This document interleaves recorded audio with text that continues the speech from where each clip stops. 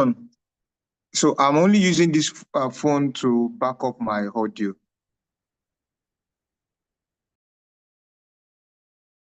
Okay, I think you can rename. Just rename so we know it's you. Thank you.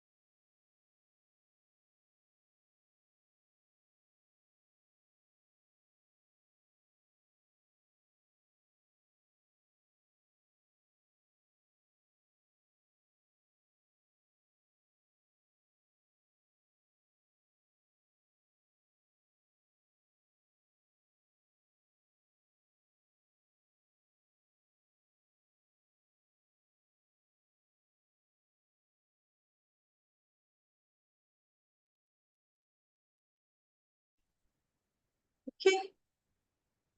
Good morning, everyone. My name is Tosin Adebusui from New Nigeria Foundation. New Nigeria Foundation is a non-profit organization of about 25 years. We're the implementing partner for the 2025 Farmers for the Future program. We're all happy to have you here. We can see our dignitaries from the NYSC, our judges as well, our partners from our donor from the BATN Foundation, the 10 finalists. You're all welcome. We're happy to have you. We would like to acknowledge everyone joining us on the YouTube channel of the BATN Foundation as well. We are very happy to have you, and we welcome you to the live final pitch of the 2025 Farmers for the Future program. Thank you for joining. Okay, so we're going to be giving a brief on the 2025 Farmers for the Future program, but before then, it's just to let us go through the agenda so that we have an idea of what we're going to be doing today. We're giving the welcome remarks. We're going to have a brief on the 2025 Farmers for the Future program, a welcome remark from BATN Foundation, remarks from the Director General of the NYSC. We're introducing our judges, and then we'll go straight into the pitch, a breakout by our judges, and then comments, and then announcement of our winners. So I'll stop sharing now so that we can give a quick brief of the 2025 Farmers for the Future program.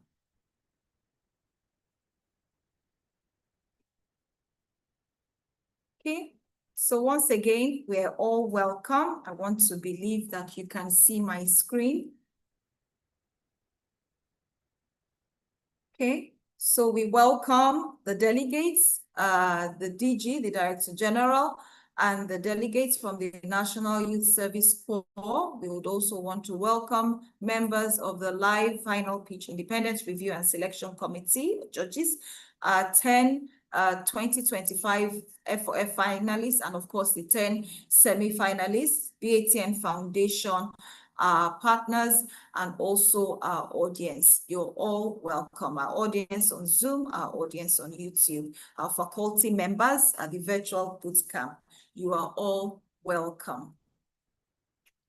Okay, so the call for application for the Farmers for the Future program, that's the 2025, the cohort 6 edition, started in 7th of July rather, and ended 20th of July. We had nearly 3,000 applications. Of course, there were more attempts at applying, but submitted applications were nearly 3,000. And we had the top 20 applicants shortlisted. Afterwards, there was a virtual boot camp that held from the 11th of August to Monday, the 1st of September. So the boot camp ended last week, Monday. And following that, we had the video pitch competition on Thursday, 4th September, where we were able to select the top 10 finalists who will be pitching today at the live final pitch. So that's it in brief for the brief of how far we have come. I'll stop sharing my screen right now and hand over to Mr. Tola Onielu of BATN Foundation to give his remarks and also help us in welcoming the delegates from the NYC. Thank you very much. Hi, Josephine. Good morning. Good morning, everybody. You are welcome to the final live pitch for the Farmers for the Future Cohort 6. I am Adetola Onielu, and I'm glad to lead this project. It's a project that is very dear to our heart because we believe the future of the food system, the future of agriculture in Nigeria rests in the hands of the youth. And as a foundation, this is one of the key programs and projects that we drive to support our youth to develop and scale up their agribusiness ideas. Beyond the funding, which our beneficiaries will be pitching for today, is the boot camp or the accelerator which they have gone through in the last 5 weeks. And I want to commend the New Nigerian Foundation for doing an excellent job. I congratulate the 20 of them that's gone through the boot camp because with or without the fund, they have received something that can take them higher and help them scale their business ideas. I also want to commend the National Youth Service Corps, the SAID office of the NYSC, for their support in driving entrepreneurship among the youths, among core members in Nigeria. We value this partnership, we value this opportunity, and we continue to do our best to scale this project across the 36 states of Nigeria. As a foundation, we are committed to this is one of the key projects which we have been doing, and we will continue to do this and support our youth in Nigeria. I want to push a little word of advice to the people that will be pitching today. Give it your best. This is the final. Bring on your A game. We have seen you go through the different stages of screening, and this is the point when you're going to make that differential. You're going to put in your best and make sure you clinch the best prize. I wish you all the best, and on behalf of the BATN Foundation, I congratulate you for getting to this level. And on behalf of the foundation, once again, I want to appreciate all our judges. These are seasoned experts that they've excelled in their trade and their practice, and they will be bringing their expertise on board to come and test you and ask you critical questions to ensure that we are selecting the right set of people. We'll also want to add that in the last 5 cohorts of the Farmers for the Future program, we have never missed it. We have always selected the best set of agripreneurs, right from the first ever winner, Taiwo Neyola, who pitched in on a production, and I can say categorically that since the first time she pitched for that grant and up to this current day that I'm speaking, she has scaled her agribusiness and she's doing very, very well. Up to the last person that won the first prize of 3 million last year, Tulu Ajibola, he is also doing very, very well. I was still in contact with him yesterday. And so I am also confident that we're going to be selecting the right set of people. Enough of the talk. I think I'm looking forward to the pitches this morning. So congratulations, everybody. And on this note, I want to welcome the SAID director representing the DG, who is also being represented by the Deputy Director Partnership, Mr. Alphonse Zakaria. I want to invite you to give your opening remarks from NYC. Over to you, sir, Mr. Zakaria. Thank you very much. My friend and how do I put it, from BATN Foundation. The DG is a military man. He's supposed to be putting on a uniform to talk, to give his remarks this morning. Unfortunately, this is a representative of the director's Said, so I don't have a uniform to wear. But with my mufti, I think whatever thing I say, we're saying it on behalf of the DG. So the BATNF team, the New Nigerian Foundation, esteemed judges, and then our gallant core members who emerged as the 10 finalists. Good morning to all. It's a pleasure working with the BATNF since 2019. And ever since we started we've never missed it. This is the 6th cohort now, and the program has yielded positive results. And I think the partnership is growing stronger and stronger day by day. And we are hoping that by the end of today, out of the 10 finalists, the 6 that will emerge would represent both the NYSC and the BATNF team that we'll be proud of, just like you've mentioned one or two of them that are doing very well and they're outstanding. I believe the remaining 22 are doing well, but the 2 you mentioned must be outstanding. So we're expecting that at the end of the day, the winners too will remain committed to the vision and mission of both NYSC and BATNF. So we will be watching, listening to the 10 finalists, because for one to emerge out of the 3,000 applications submitted to the last 10, I think that person must be commended for just emerging as part of the 10 finalists. We're hoping for the best, and I wish all of them success. And to the judges, I want to also thank you for doing a good job to select the 10 finalists. Thank you, and God bless us all. Amen. Thank you very much, sir. And thank you so much for that warm welcome. Thank you for the partnership over the years from 2019, I think.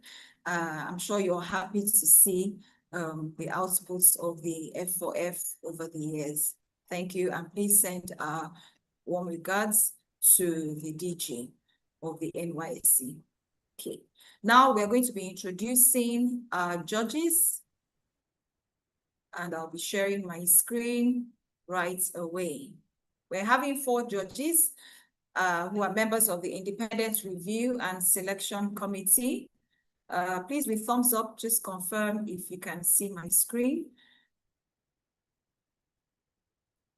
Want to believe that you can. Okay, thank you very much. Okay.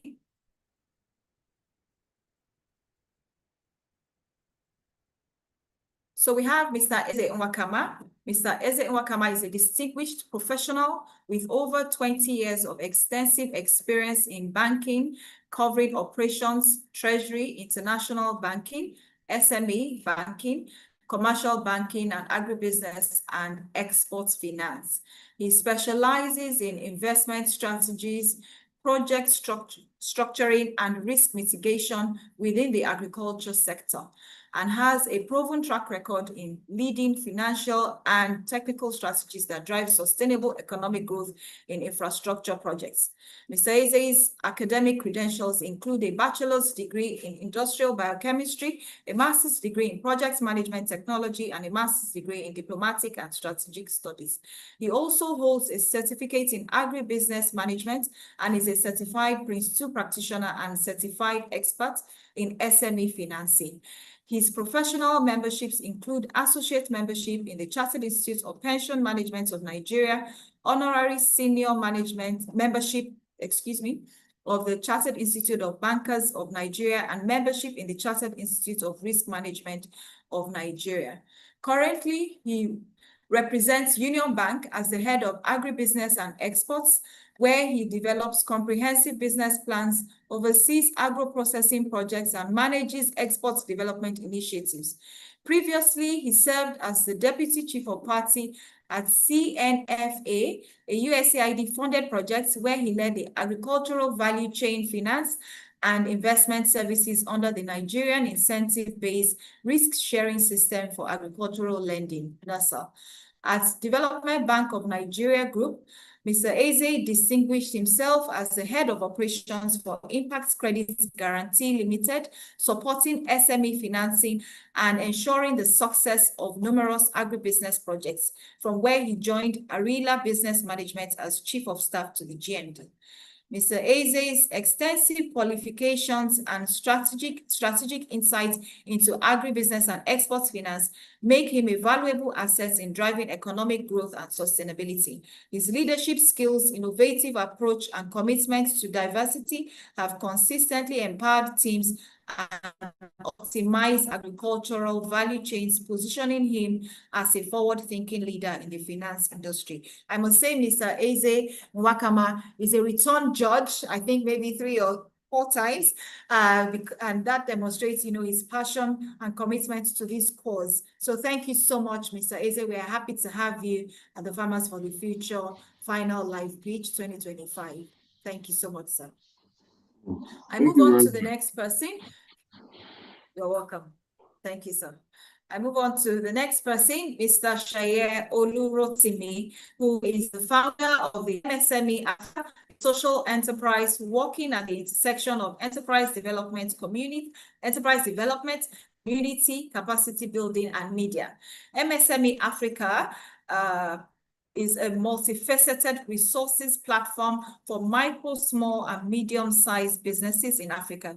It's a SMEDAN certified and licensed business development service provider and a member of the MSME Community of Practice Nigeria Economic Summit Group. Mr. Olurotimi is a knowledge entrepreneur, a certified trainer, versatile learning facilitator, mentor, consultant, and coach. He's a UK certified trainer and an international award I beg your pardon, in delivering training from the Training Qualifications United Kingdom. He also has a certificate in entrepreneurship and innovation from Scalable and sits on the board of Africa Foundation for Young Media Professionals. Mr. Olurotimi is also the lead consultant and CEO at Cedar Tribe, a consulting, brand advisory, and training outfit based in Lagos. He has served as mentor, consultant, and coach on a couple of programs and projects, including the Tony Elumelu Foundation Entrepreneurship Program, Sherry Blair Foundation Women in Business Program, Faith Foundation's Aspiring Entrepreneurs Program, Leap Africa Social Innovators Program, Seed Stars Accelerator, Google Hustle Academy, Whitefield Foundations and Coca-Cola Social Innovators Program and Equip Program, and the MasterCard Foundation Transforming Nigeria Youth Program. We're also happy to have him as a faculty member on the BATN Foundation F4F Virtual Bootcamp. You're very much welcome, Mr. Shaye Olurotimi. We're happy to have you. Thank you so much for having me. You're welcome, sir. And next, we have Ms. Elfrida K. Sheriff. She is the founder of Kilsa Consulting, where they empower micro, small, and medium-sized enterprises and entrepreneurs. Ms. Sheriff has over 17 years of business management experience working with large, medium, and small firms. She has experience in strategy, startups, entrepreneurship, trade promotion, economic development, and international policy management. Through her work at Kilsa, Elfrida Sheriff has supported over 3,000 small businesses, startups, and entrepreneurs. She's passionate about women's economic empowerment and works diligently to support women-owned businesses. Ms. Sheriff has also worked with a wide range of clients, development organizations, government agencies, multilateral agencies, Fortune 500 corporations, and non-profit organizations in the US, Nigeria, Liberia, and Ghana. Ms. Sheriff has an MBA in entrepreneurship and strategy management, an MBA in international business, and an MSc in international policy management from Kinsaw State University. Ms. Sheriff is a certified business development service provider, and we're happy to have her as a faculty member at the bootcamp and also as a judge at the live final pitch competition. You're welcome, Ms. Elfrida Sheriff. We're happy to have you. Thank you for having me. Thank you. You're welcome. Okay, and last, but obviously not the least, is Mr. Matthew Inse-Philip. He is a certified business development consultant with over 15 years experience in business advisory, program design, and facilitation. He holds a BSc in economics and an MSc in finance from the University of Lagos. Mr. Philip has served as head of programs at Shicluded and has mentored entrepreneurs through the Tony Elubelu Foundation, Faith Foundation, Sherry Blair Foundation, Lagos State Employment Trust Fund, and the Enterprise Development Center of Pan-Atlantic University. Mr. Philip has also been a pitch deck judge with the Global Startups Awards and an application reader for the Mandela Washington Fellowship. He currently coordinates the NYSC Wema Bank Alert Business Plan Competition in Lagos State, supporting core members in building sustainable ventures. With a track record of mentoring over 10,000 entrepreneurs and facilitating over $500,000 in funding for women-led businesses, Matthew is passionate about empowering women and youth across Africa. You are welcome to the 2025 Farmers for the Future Live Final Pitch Competition, Mr. Philip. We're happy to have you. Thank you so much for having me. Thank you very much. Yeah. Thank you. And we're happy to have you. We are happy to have had you as one of the welcome. So the pitch criteria, rather, for today, our judges will be assessing, all various things, but including the entrepreneur's capacity, uniqueness, and innovativeness of their business need and use of funds, business impact, visibility and scalability, and also the delivery style. I'm going to stop sharing now as we prepare to welcome the first person. So before you share your screen, Alice, that's Shike Adetuberu. I'm going to share my screen to introduce her. We're going into the live pitch now. Shike Ade, please get ready. Thank you. Shike Ade was posted to Bayelsa State. Her business is located in Osun State. She has a registered business name, and her business is into agri-produce processing. She's the founder CEO of Lycos Nutrients, and they're in their post-revenue stage of the business, which started in July 2021. So over to you, Shike Ade, as you share your screen and you pitch. We wish you the very best.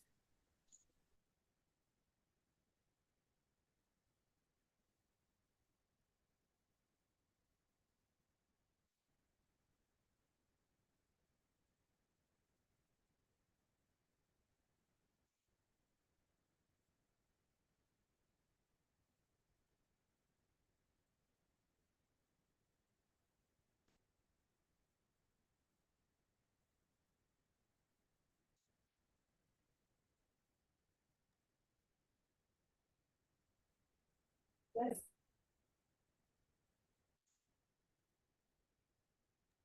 Once your video is up, we'll notify you, when your time starts.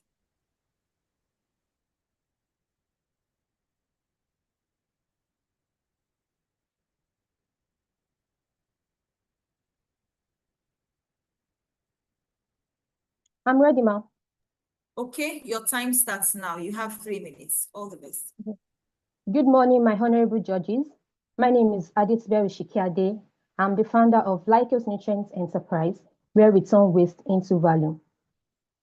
According to the FAO, Nigeria is one of the highest waste generating countries in the world, with an estimate of 46 to 56.9 million tons of waste generated annually. This contributes to environmental pollution, greenhouse gas emission, and soil degradation. That is why at Lycos, we offer a compelling waste-to-wealth solution that transforms this organic waste into high-quality organic fertilizer, tackling pollution while boosting soil health and farmer productivity. And what makes us stand out is that our products are specially formulated with natural enzymes and an organic NPK solution, which speed up their effectiveness and provide farmers with more dependable outcomes. Our business model is the combination of B2B and B2C elements, and we generate our revenue through the sales of our products, with each going for 3,400 Naira.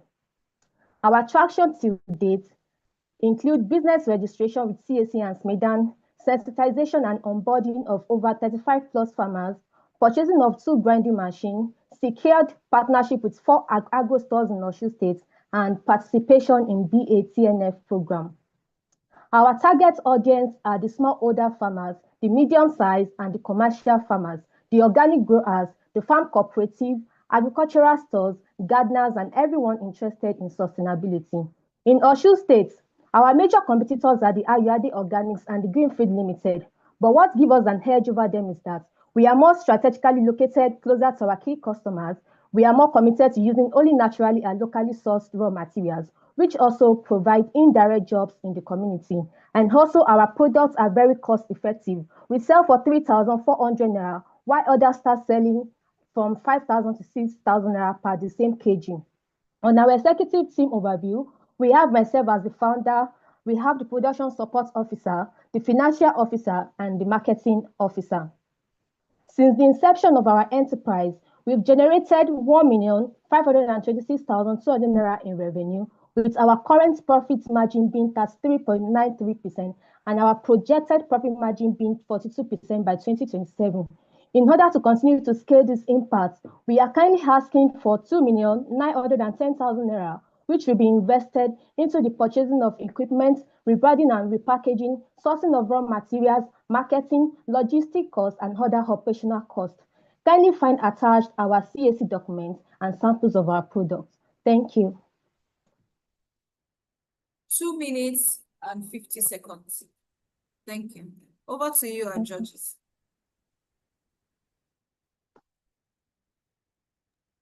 We have questions. This will put to this.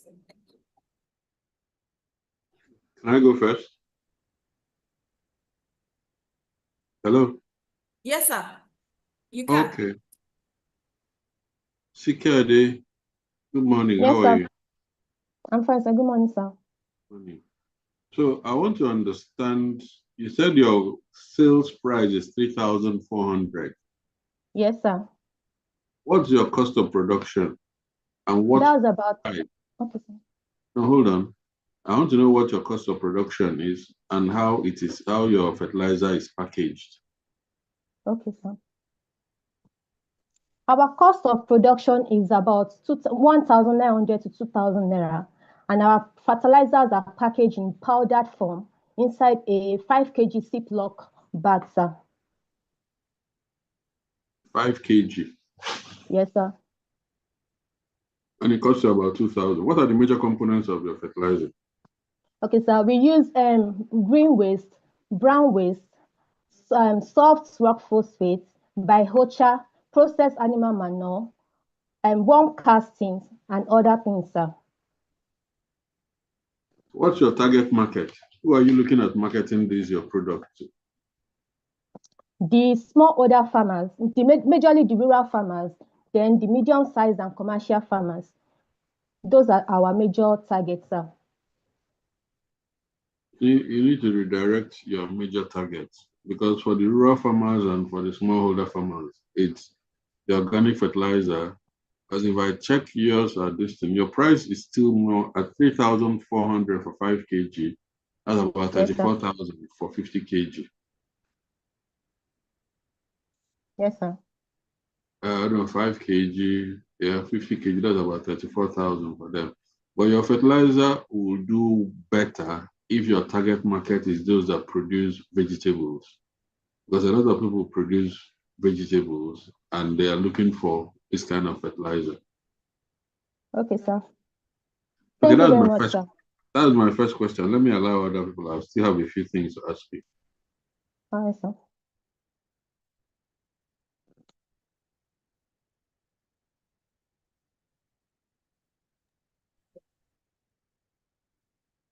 Can I go ahead? Yes, please. All right, thank you. Hi, Shikade. Job well done. Good presentation and very good breakdown of the problem statement and the alignment of the solution to the problem. So my question to you is, what is unique about your business idea? Sir, can you please let me break down the question, sir? Yes, so what is your unique selling point? Okay, sir. Our unique selling point is that our products are specially formulated with natural enzymes, and NPK organic solution, which speed up their effectiveness. Okay. So why should customer patronize you? Why? Customers should patronize us because we are eco-friendly, our products are cost-effective, and we are not only supplying fertilizer, we also care for our customers. For example, we just created a session called the Green Therapy, where we listen to our customers' psychological issues concerning anxiety, stress, depression, any farm-related stress issues, sir. Okay.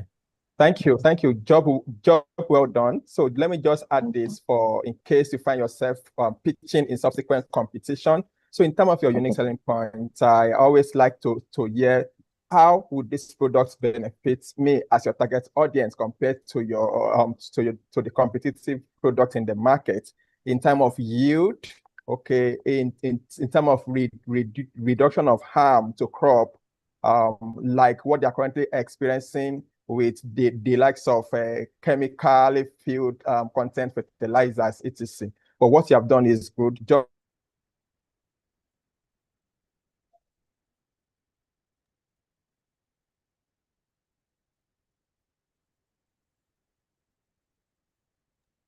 Okay, I think that was a connectivity glitch.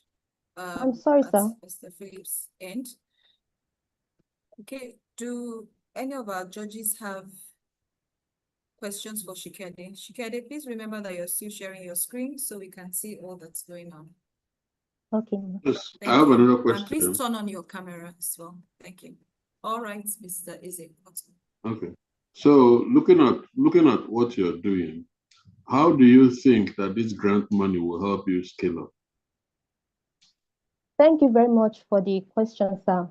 If we are able to win the grant, we are going to increase our production volume from 325 kg per month to 850 kg, then expand our production delivery to new states, and also partner with more cooperatives, majorly the government cooperative, to sensitize more farmers to adopt our products, sir.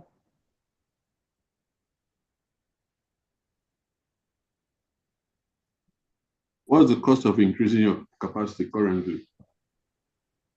Sorry, sir, can you come again, sir? What is the cost? What components do you need to increase your capacity? I want to know the use of funds. How have you classified the use of these funds if you get it? What percentage is to raw materials? What percentage is to machine marketing and all that? Okay, sir. For the 200 and we are requesting for 2,910,000 naira, which will be invested into purchasing of equipment, the organic manure dryer. With the installation, that will be 1,660,000 naira. The rebranding and the repackaging, we want to introduce new packaging sizes, which are the 10 kg and the 25 kg. That will go for 120,000 naira. Then for the sourcing of our raw materials for 5 months, that is 550,000 naira, with payment to our local suppliers, 55,000 naira. That is 605,000 naira. Then for our marketing, we are going to be transporting to farms and cooperatives for 6 months, workshop with farmers and promotional incentives for 150,000 naira for 6 months. And we are going to pay 2 of our staff salary for 5 months, which is 100,000 naira. Then we are going to invest into quality control techs, which is 60,000 naira for 3 months, warehousing 25,000 naira. Then our logistic cost, which is about 90,000 naira, sir. So, sorry, mine is, I want to make sure that you're commercially viable. You said you're currently producing 325 kg per month. Yes, sir. Yes, sir. And you want to increase to 800 kg per month. Yes, sir. So effectively, you're currently doing 65 5 kg bags in a month. And you want like to about 4. Sorry, sir. I can hear you, sir. From your 325 kg, if each bag is 5 kg, you're currently doing Yes, 65 bags in a month. That was for like last month, sir. We had our highest sales last month and last 2 months, sir. But on a normal basis, we do 40 to 45 pieces every month, sir. Every month. And then you want to increase capacity so that you can be doing 160 bags per month. Yes, sir. Yes, sir. And because we want to introduce new packaging sizes, which is the 10 kg and the 25 kg, sir, due to demand. And what's your salary cost per month? For myself, sir. What's your salary cost? Your team, you and Okay, your sir, team. 100,000 naira. I'm only paying 2 of my workers. This the productive officer, the production officer, and the sales representative officer, sir, which is 10,000 naira per month, 20,000 naira for both per month. Okay. So that means sorry, just a moment. Okay, while Okay, he's sir. waiting, Shikade, I just wanted to say good job on going first. When you go first, usually it Thank you can very much, be sir. nerve-wracking. So very good job. I liked Thank your you, ma'am. presentation. I just wanted to go Thank you. back to a point that Ize raised about your demand. You said something about due to demand. Has your demand increased? Is that Yes, ma'am. okay? So because you stated that you had onboarded 35 farmers, right? So that means you Yes. pretty much have, how often do they buy? Is it a one-time purchase or is it every 3 months? How often would a normal one of the 35 farmers, how often would they buy? Okay, ma'am. Thank you very much for the question, ma'am. We've onboarded over 35 plus farmers, and we are currently partnering with 4 stores in Osun State. For the farmers, some do one-time purchase, while others buy often. And for the agro stores, we supply them monthly. Okay, so then what you will want to do then is you will want to focus on increasing the current farmers or stores is, and then match that with what the amount that you're looking for, right? Because 35, I don't know specifically what supplies you're doing. Are you being sold out? Are you getting new customers, new farmers or new stores coming on board? So you might need to work on that, increasing the number of people that you currently have if you're going to increase your production, right? Because you don't want to increase production and it's just sitting there. So I don't know what Yes, ma'am. the life, of the shelf life of your product is. You can take all of that into consideration. But thank Okay, you. ma'am. Good job. Yes, ma'am. Thank you very much, ma'am. Okay, please, we have 1 more minute, judges. Thank you. Okay, can I quickly just chip in my own? So I was going to ask a question around your team, but I think I've seen the slide that speaks to that. So basically what I want to do is just to commend you. I think you're doing a good job. I could feel the enthusiasm. Then I also need to advise you, we're talking about extending to other states. That might not be a very wise thing to do at the immediate moment because cost of logistics is a very big deal. So if you move to another state, the cost of logistics is going to increase. That means you're either going to increase your cost of production or you pass it on to the buyers. So concentrate on where you are and then get more people within that location so that your cost of transportation and logistics is not too much. But well done. And Yes. you're Yes, doing a sir. good job. Yeah. Thank you very much, sir. You're welcome. So let me say one more thing, and it's all for your benefit and for the benefit of every other person. Ultimately, at some point, you're going to want to scale, and these are questions that you must have to face. One of them is you need to make sure that there is demand. Farming season, there are 2 farming seasons in Nigeria. Rainy season, which were the wet season, and the dry season. Now, we can look at monthly sales because you don't sell fertilizer every month. And if you have people that buy once, probably we need to expand the market. So I'll advise that you look at targeted places where they do greenhouse farming such that your demand becomes organic, and then you can grow your sales. When I calculate your sales, if we back out the cost of production and other costs, administrative costs and all that, you're running at a profitable stage. But I think that can still be worked on. In any case, well done. But it's a unique product that you have here. Thank you. Thank you very much, sir. Thank you very much to our judges. Shikade, please stop sharing screen. And John, please get ready. But before then, okay, I'm seeing my face. Okay. So I'll be introducing John right away. We have John Adekunle Akinloye, who has been posted. Shikade, please mute your mic. Thank you. John has been posted to Ondo State. His business name he's registered as a business name. He's into crop farming. He's the founder and CEO of Green Seed Farms NG, and they have started making revenue. The business started in January 2022. John, over to you. Please share your screen, and after your pitch, you can share your video as well, depending on how your device works. Okay, your time starts now. All the best. All right, thank you, Ma. Good morning, my able investors. I am John Adekunle Akinloye, the founder and CEO of Green Seed Farms NG.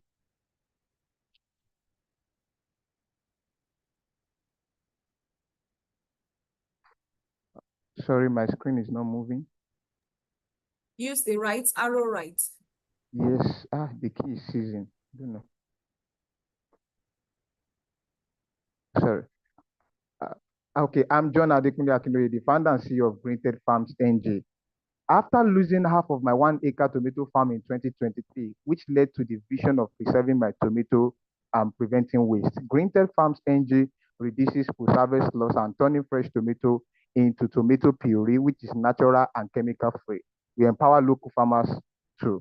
Our problems: Nigeria loses over 45% of its fresh tomato annually, according to Federal Ministry of Agriculture 2025 and PwC 2023.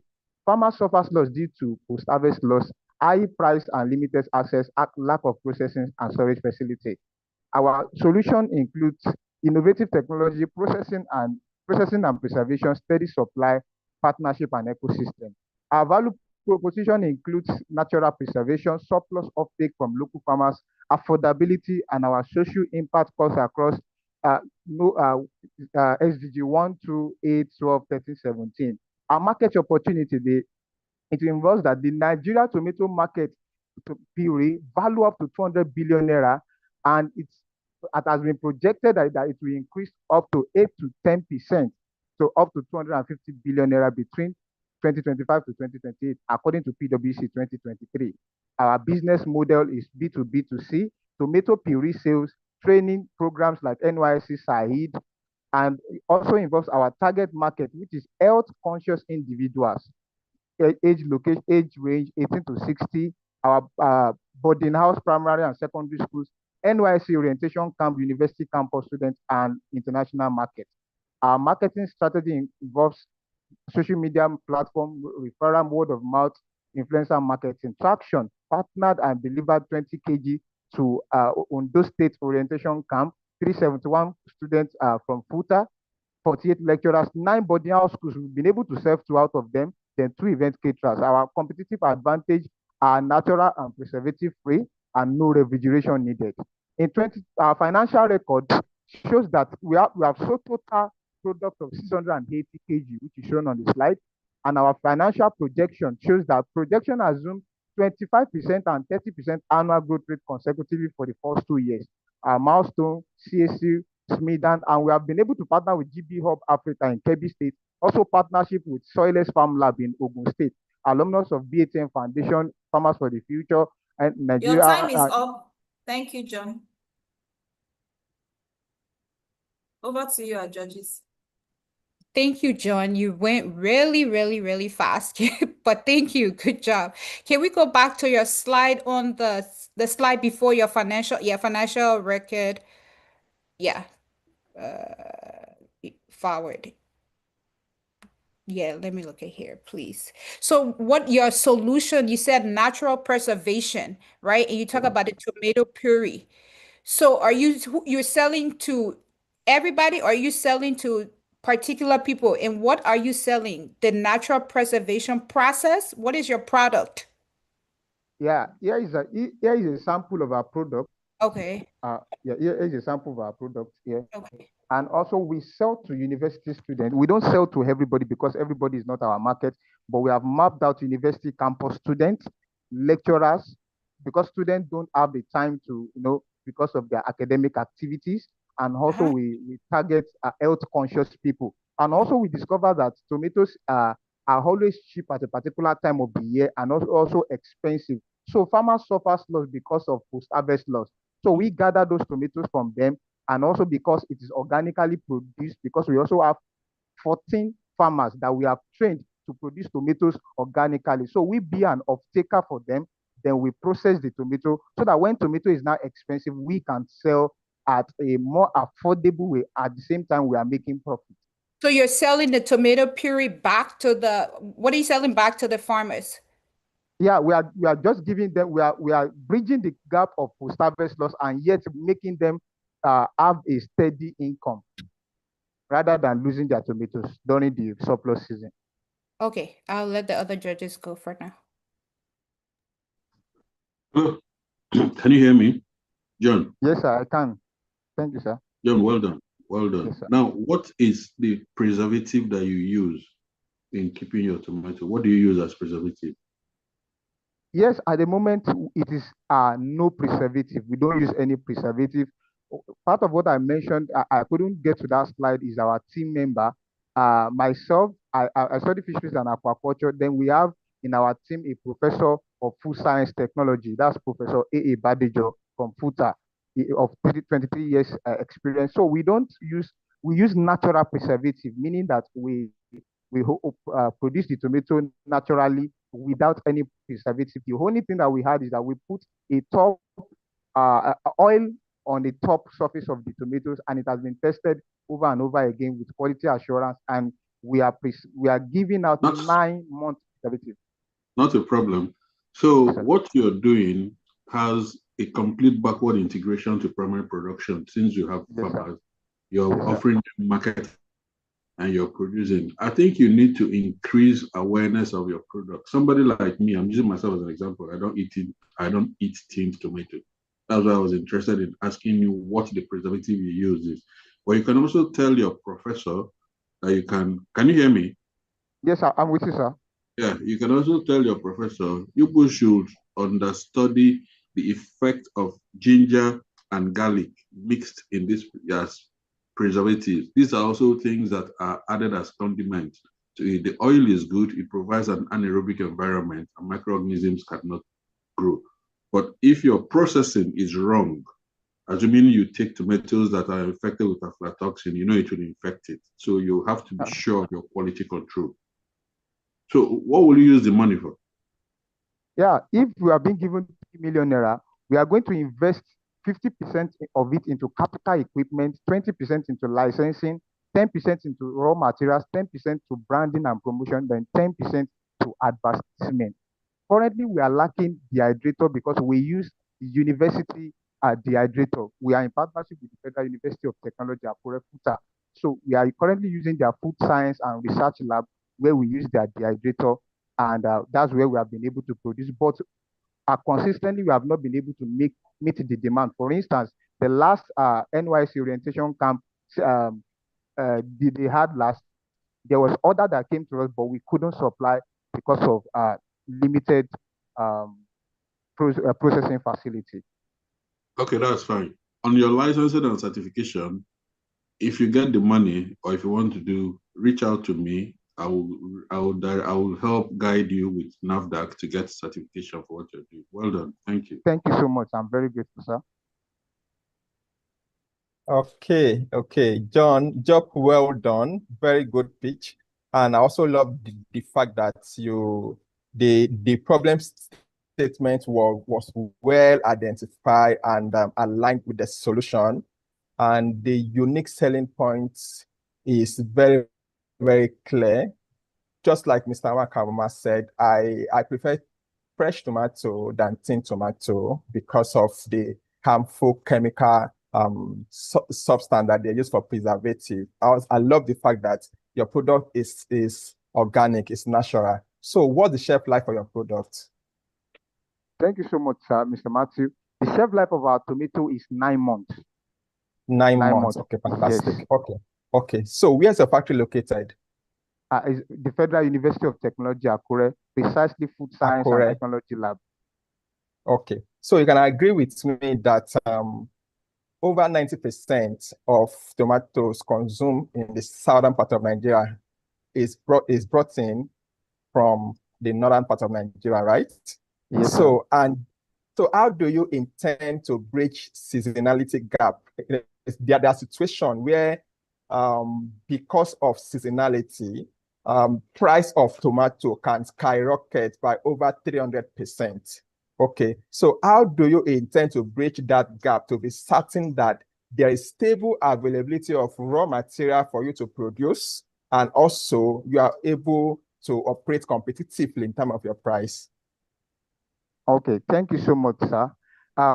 Firstly, we are in partnership with GB Hub. GB Hub Africa is a company located in Kebbi State. So they are into taking tomatoes from local farmers in northern part. So from our research and partnership that we have with them, we have partnered with them, and they already told us that they are going to come to Southwest, that they have some few farmers that want to partner with them. So they will come and check our processing and all. So with the assurance that 80 to 90% of our tomatoes will be offtook by them. And also, we are also into partnership with Soilless Farm Lab in Ogun State, which means that even when there is surplus of tomatoes, we already have a outlet that can offtake our tomatoes. Thank you so much. I don't know if I've answered the question, sir. So my question was around scarcity of tomato, your main raw material. Okay.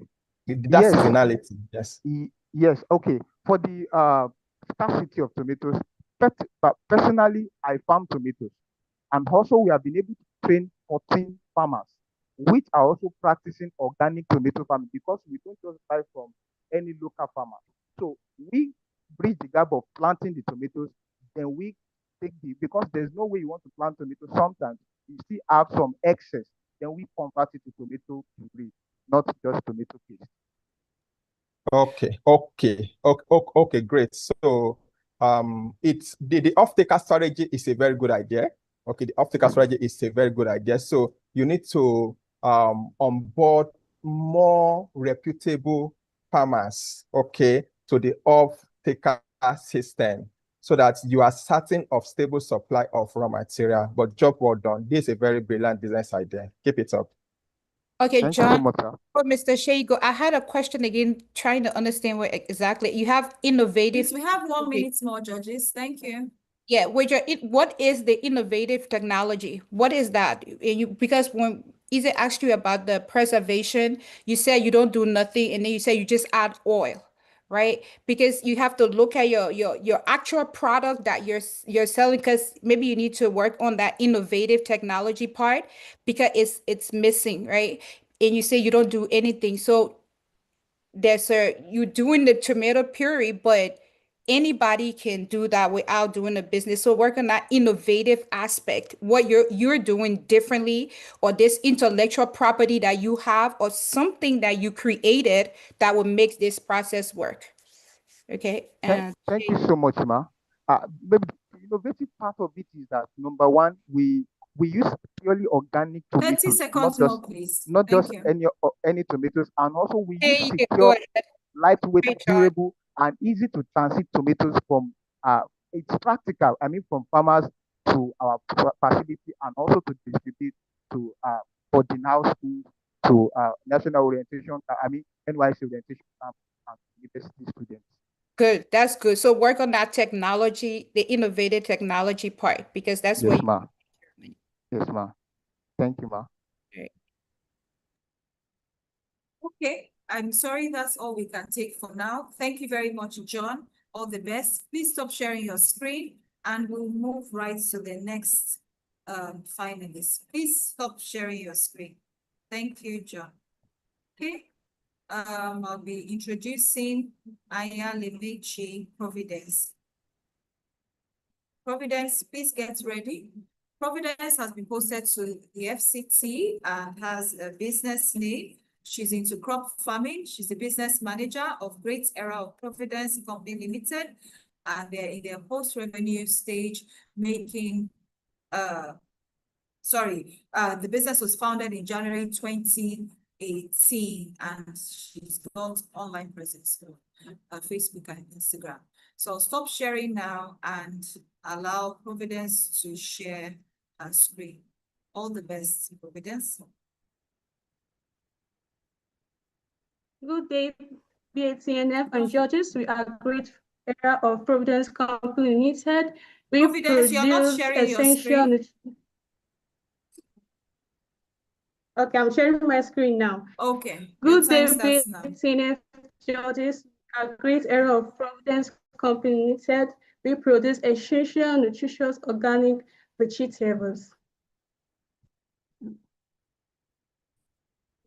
Our challenges include high post-harvest losses due to poor storage, labor-intensive manual irrigation, climate risk causing tomato blight, and outdated practices like traditional tools and safe seeds. This limits both productivity and profitability.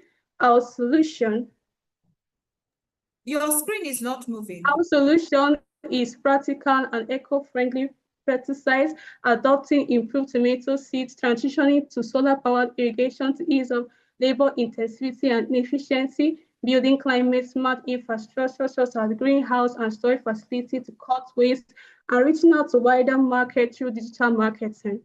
Nigeria vegetable market is worth $6 billion yearly. Demand for fresh, healthy produce keep rising. With short cycle crops and off-season irrigation, we can achieve higher margins and steady growth.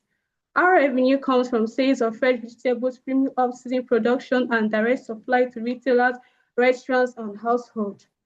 So far, we generate 6.2 million annually for 5 plots with manual irrigation. We are CAC registered, trusted locally, and aligned with SDGs 1, 2, 3, 8, 12, and 13. We are flexible, open to mentorship and partnership, and ready to scale, fulfilling SDG 17 partnership to goals. Our strength lies in our team. Our team blends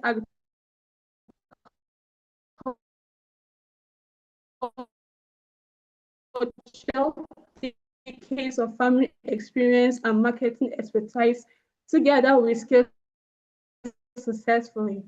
Our current revenue is at 6.2 million naira with 3 million naira investment. We can scale to 15 to 20 million in 3 to 5 years. Growth will come from climate smart irrigation, better storage, market and land smart irrigation, climate infrastructures, modern with your support, we will scale our revenues, create jobs, supply nutritious food, and drive SDG impact. Great Era of Providence is ready to turn vegetables into wealth, health, and sustainability. We welcome mentorship, strategic partnership, and your investment. Thank you.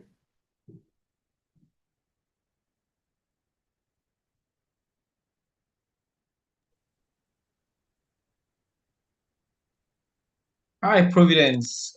Good. Can you go back to the slide on your financials? I want to see what your traction looks like. You just ran through it. But let's have a good look at your financials. Okay. Okay. Wait.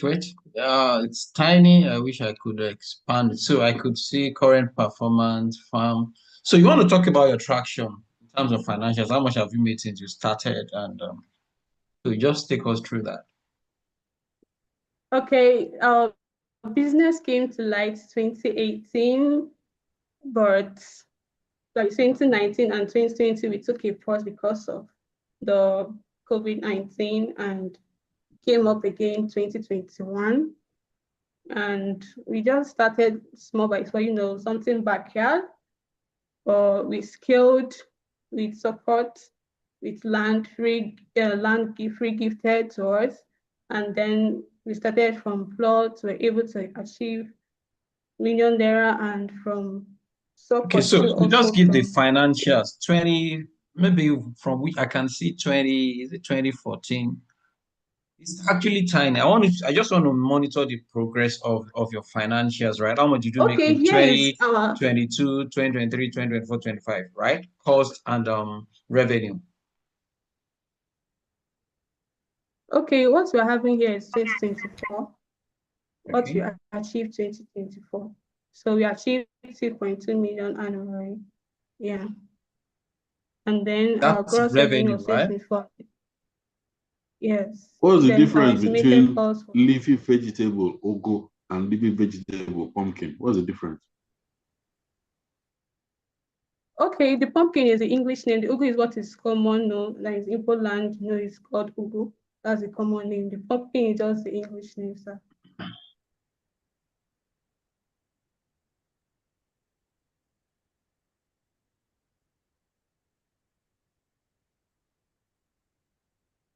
Okay, so from what I can see, for the very last year you're presenting, I guess that's the last year, your profit margin was 40 to 45%. So I saw like a regular progression on your profit margin. So I could see 30% somewhere. So what's the No, margin? no, that is, Okay, please go ahead. yeah. That our profit margin currently is at 30%, but with investment, that is investing in smart irrigation, inputs, and infrastructure, our short-term revenue growth will grow into 50%. That is 9 million to 9.5. And then consequently, from our year 3 down to our year 5, which is our long-term scale, which is giving us 15 million to 20 million. That's our gross revenue, having a profit margin of 40 to 45%. Yeah, that's what I said. I said 40 to 45% is your present it's only profit possible margin, if right? we why the profit margin is of 40 to 45 is our year 5 full scale with the investments. Okay.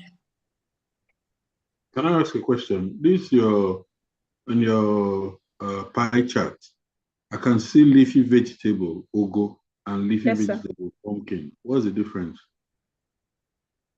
Ugu and pumpkin, are they not the same thing? They're the same thing, sir. So why do you have 255% there? Who are your off-takers? Who do you sell to? How do you sell? Okay, majorly say 50% we sell to our retailers, and then 30% to restaurants and 20% to household directly. That is B2C, and the remaining is B2B, retailers and restaurants. Where are you based? I'm currently in Abuja now. Yeah. Where is this business based? At Obi Municipal Local Government in Enugu State, sir.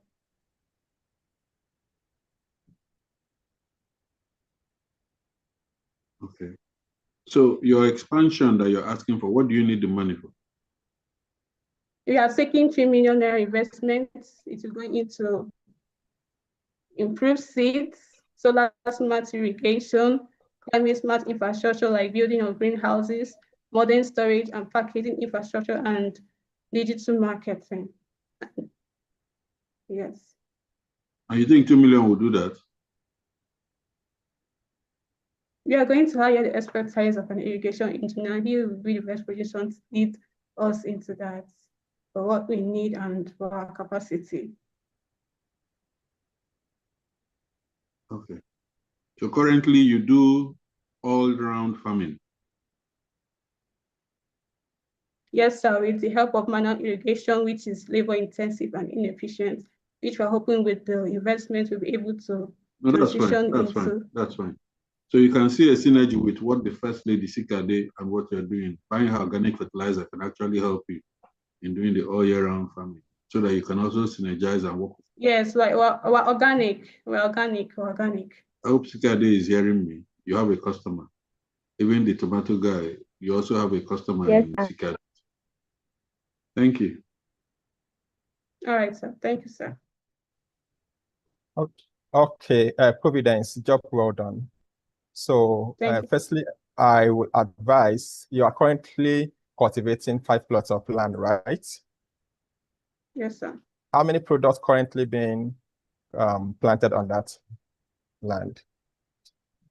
Okay, I have the leaf vegetables and the fruit vegetables. The fruit vegetables, tomatoes, okra, and pepper.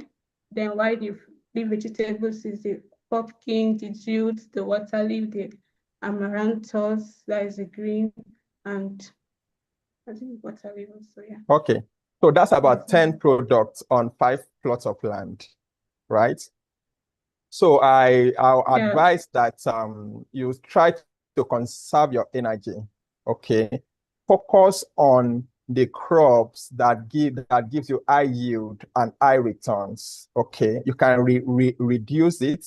So as you scale the land size, you can gradually integrate other products into it, okay? That is going to be helpful so that you can be able to ascertain the yield, okay, per product, okay? That's one of the advice that I'm going to give you, okay? Reduce the crops number, okay? Focus on the crops that give you high yields and high revenue, okay? That's what you should focus on because it's just 5 plots of land for now. I also needed to see how you plan to scale. So how do you plan to scale this business out there? Okay, we plan to scale by investing in our improved seeds, our tomato improved seeds that will be able to withstand some diseases during the wet season. I also plan to scale by investing in storage and also in processing, so I'm able to reduce post-harvest losses. And also, when we get our profits, we plan to reinvest our profit by 50% into expansion of land or plots, say from our 5 plots to 10 plots to 15 plots to 20 plots. Okay, well done. Okay, so subsequently, try to make the text on your slide to be legible and reduce the number of words and use more visual aids to explain your slides. But job well done. Thank you, sir. Thank you, sir. Good job, Providence. And just right quick, can you go to your solution screen? One of the points I was going to make was what Matthew just said, that you have too many information on the screen. So when you're running through it, it could, for future pitching, make sure you have less information. You can say other things that you want, but then and then increase the font size. For any future pitch or anything you have to do, just increase the font size so your viewers don't struggle to see what you're saying. Right. And then thank you. You're welcome. We have here, so you're doing all of these things, reducing post, you're doing more storage. So do you provide modern storage? Or is this something you want to do? You're currently doing it? What our investments plan to achieve, what to solve, is to reduce post-harvest losses by investing in modern storage, processing, and packaging. Okay, so I thought for this screen, you will have what you're actually doing now, not, what you're projecting to do. So what is your solution then? Until you get to the point where, think about that, until you get to the point where you're actually able to provide that modern storage, because I heard you say something about, building greenhouses for the tomatoes. 1 minute more, please, judges. Yeah, thank you.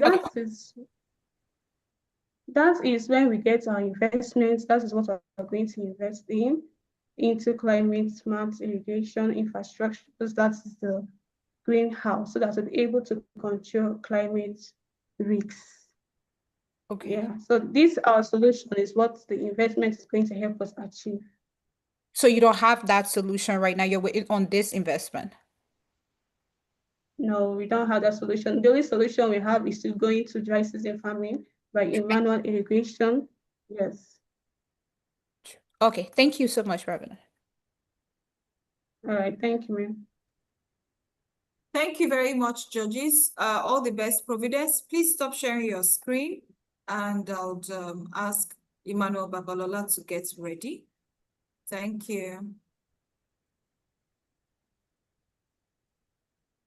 Okay, so the next person is Emmanuel Mayowa Babalola, who has been posted to Osun State. His business is located in Ogun State, yet to be registered.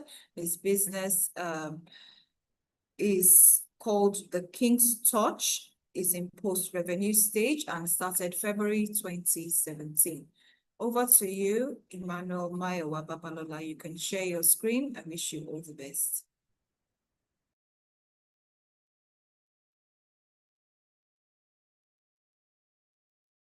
Can you see my screen? Yes. Okay. Yeah. Good morning. My name is Babola Emmanuel. I'm the CEO of TKT Farms, and we are located at Ilewo-Orile, Abeokuta North. I want to introduce what we want to do. We are into cultivation and processing of cassava and plantain. Our problem is Nigeria loses up to 60% of cassava and plantain due to poor storage, processing and handling. Valuable byproducts like cassava peels, plantain peels, and are often discarded, creating environmental waste instead of generating income. Nigerian women spend heavily on imported synthetic air attachment, while affordable and eco-friendly alternative are scarce. Our solution, we've been able to develop a zero model whereby every part of the cassava and plantain is processed into food, feed, and byproducts. We are converting plantain stem fiber into affordable, eco-friendly air attachments, wigs, fashion accessories, and mushroom substrate. Now, our target market are household, eateries, hotels, supermarket, export buyers, livestock farmer, and fashion industries. Now, our business model where we generate our revenue from the raw produce sales, value-added products, animal feed, agro-waste products. Now, our competitors are local smallholders, farmer, medium-scale processor, large agribusiness. And our competitive advantage that we had is we've been able to integrate farming and processing, and we've been able to achieve the zero-waste approach, crop diversification, market flexibility, sustainability, and innovation. Now, our attraction, we started with a plot of cassava to test soil quality yield, and market demand. We expanded to 3 plots, introducing plantain alongside cassava for crop diversification and higher revenue stream. We've been able to be trained in plantain fiber processing and cassava value chain, enabling us to turn farm waste into products. We are partnering with mix maker, eco-friendly craft producer as an entry point for plantain fiber production. Now, being able to selling directly through communication, selling them to community market, online platform. We supply produce to local buyers, gaining positive feedback on quality and reliability. We are in the process of registering the business to enable bulk contract partnership. Now, this is our financial revenue for the past 3 years. The profit that we've made, the amount we've put into our business. Now we are asking for a support of 3 million naira for the expansion of our farm, and the breakdown is those. For our farm extension 33%, machinery 40%, labor and operation 12%, marketing and sales 8%, registration and admin 4%, and contingency 3%. And in closing, we are not just growing cassava and plantain, we are building a sustainable business that will reduce waste. Great. Thank you very much. Okay. All the best. Thank you. Over to you, judges. Good idea, Emmanuel. Thank you. Very good job. I would have loved to see your team, if you have any. Or do you want actually? Okay, can I answer that, ma? Sure. Yeah, presently we don't have a team. Is a business that we just get farmers, like people that work for us in the farm. So there's no people working directly presently now. So we just have like an indirect. Your team can be you, maybe, and another manager, somebody you're working with, or it can just be you. So that's why. So it's just you? Yes, ma'am, and indirect workers that work. Okay. Yes, ma'am. That's fine. Thank you. Good idea. Okay, great. Let me also go. So one thing I need to say is that Mayo, for subsequent presentation, don't read directly from your slides, right? You were basically reading from the slide. That takes away the passion that you're meant to pass across and deliver. So ensure as much as possible that you actually go through your slide before presentation, and you can just speak to it without reading directly from the slide. So can we go back to your slide on your ask, the 3 million that you're asking for? So Yes, can we go a bit more specific? Go back. Okay, yes. Let's do that quickly in 1 minute. So yes, machinery 40%. What machinery for? Hold on. Please hold on, Emmanuel, so that I'm trying to save time. Apologies. So you want to give us a breakdown of what the machinery is, labor and operation, what kind of labor are you trying to get, marketing and sales, so just break it down so that it becomes convenient. So assume your investors are in the room. They want to know the specifics of what you are using their money for. So can we just have some more details about it? Okay, for the farm extension, we are increasing from just 3 plots of land. We are going to one acre, that's 2 acres, 1 acre for the plantain and 1 acre for the cassava. So for the machinery, it's basically going into the fiber extractor. That's the machine where we were able to extract the fiber from the What's the cost of that machine? What's the cost of the machine? For the fiber extraction is 500,000. For the combing machine, is 500,000 naira, sir. And for the grinder also is 200,000, sir. So that's 1.2 million for the 3 of them. Yes, sir. 1.2 million out of 300, out of 3 million. Okay. Yeah, that's give or take 40%. Good stuff. All right. Yes, for our marketing, we are spending 3. We are going massively in terms of marketing because we are going to the social media, because this is a product that it is very, very, very, very, very scarce and people don't know about. So we are going heavily to our marketing for our packaging and the like. So we are spending 360,000 naira for the marketing, for the awareness to social media, paying people. And for the labor, we are employing people that are into crafting, wig maker. We've been able to partner with people from the previous stuff that we've done, from the material, from the fiber that we're able to make out. We're able to give it out to people that make wig, and they could not even see much different in it at all. So it was just the same thing with almost the same thing with the synthesis one. In fact, very, very eco-friendly also. So we are employing people that are into craft making, because our fiber can be used for variety of things, not just wig. It can be made for bag, it can be made for paper, it can be made for mushroom substrate. So we are employing people that specialize into craft making and other things. And for our registration, our product is not yet satisfied. It's not yet registered with NAFDAC. And we're not just into planting also, we're also into processing. That is, we are into the production of food, garri starch and plantain chips. So we are going into registration of NAFDAC, of CSC, so that we'll be able to take it to another level. All right. Thank you very much, Emmanuel. Yes, sir. And we're for breaking it down. 120,000 for that. And for the marketing, we are spending 240,000 for that. And for the contingency, we are spending 80,000 for that, sir. All right. Thank you for the details. Mr. Manuel, I know time is short, but just a quick one. Why do you want to go into farming when you know that we produce a lot of cassava that is wasted and there's a lot of plantain that you can also, I guess what you use for the fiber production is the stem. When you cut the plantain, that stem, that's what you make use of. Yeah. So why are you going into production that you have a lag time of at least maybe 2 years or 1 year plus when the plantain matures, and then when you plant cassava, you have like 9 months before the cassava matures, when you can when you can already create market access for people who are already doing this.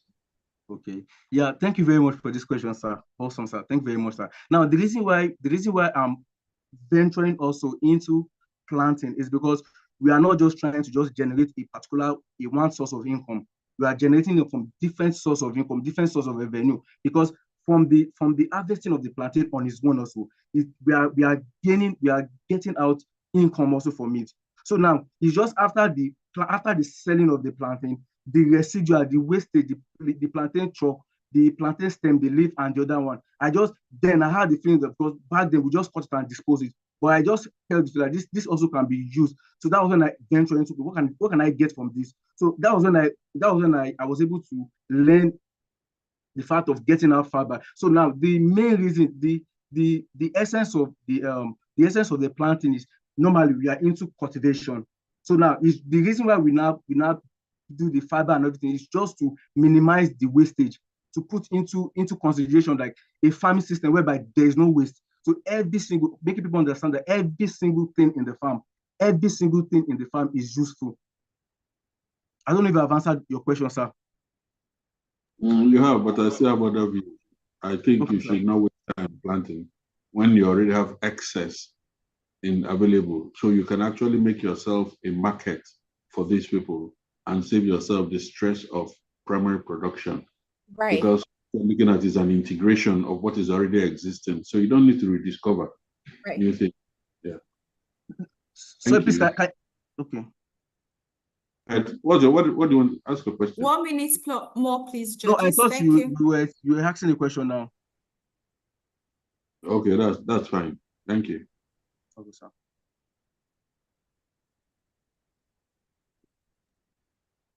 Okay, I guess there are no more questions. Thank you very much. All the best to you, Emmanuel Babalola. Please stop sharing your screen. Thank you. My apologies. I saw that we had missed out on Daniel Jacob Akobu. So Daniel Jacob, please get ready. I would introduce you briefly. Daniel has been posted to FCT Abuja. His business is based in Nasarawa State. It's a limited liability company. They're into crop farming. He's the managing director of Agricbusiness Limited. They're also into agro processing. Then they're post-revenue stage, and the business started in November 2022. Their online presence is as detailed below. I'll stop sharing now. And Daniel, once you share your screen, we would notify you when you can start counting. Over to you, Daniel. All the best.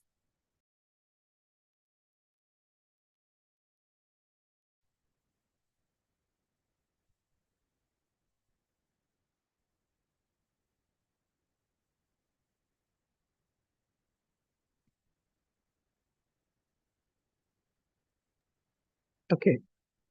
Please, kindly confirm if you can see my screen. We're yet to see your screen. It says you have started. Okay. It's up now. And your time starts now. Thank you. Okay.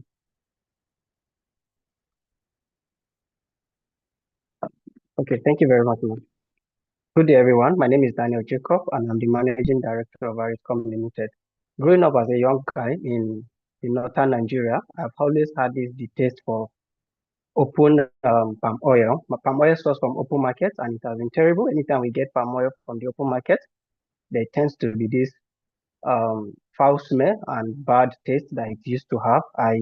Out of curiosity, I asked my mom, and she told me that most of the palm oils that are being gotten from the northern regions are contaminated and adulterated. So in 2023, there is a research by African Science, Literature, and Nature. Over 90% of palm oil sold in Nigerian open market is adulterated.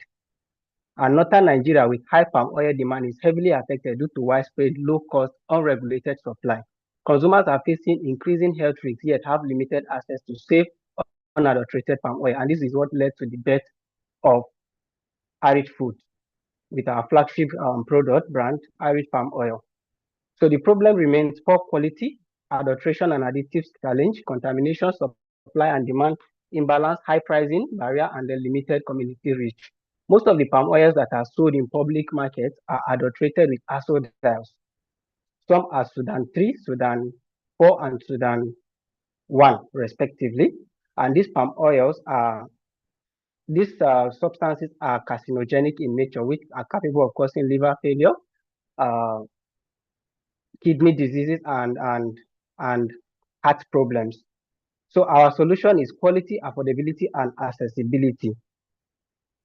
Our unique selling proposition is our product has a longer shelf life of up to 18 months. We are offering premium quality with 100% natural, no additives, and we offer competitive pricing with traceability and transparency. Our impact cut across 4 United Nations Sustainable Development Goals, which include SDG 1, SDG 3, and SDG 8 and 10, respectively.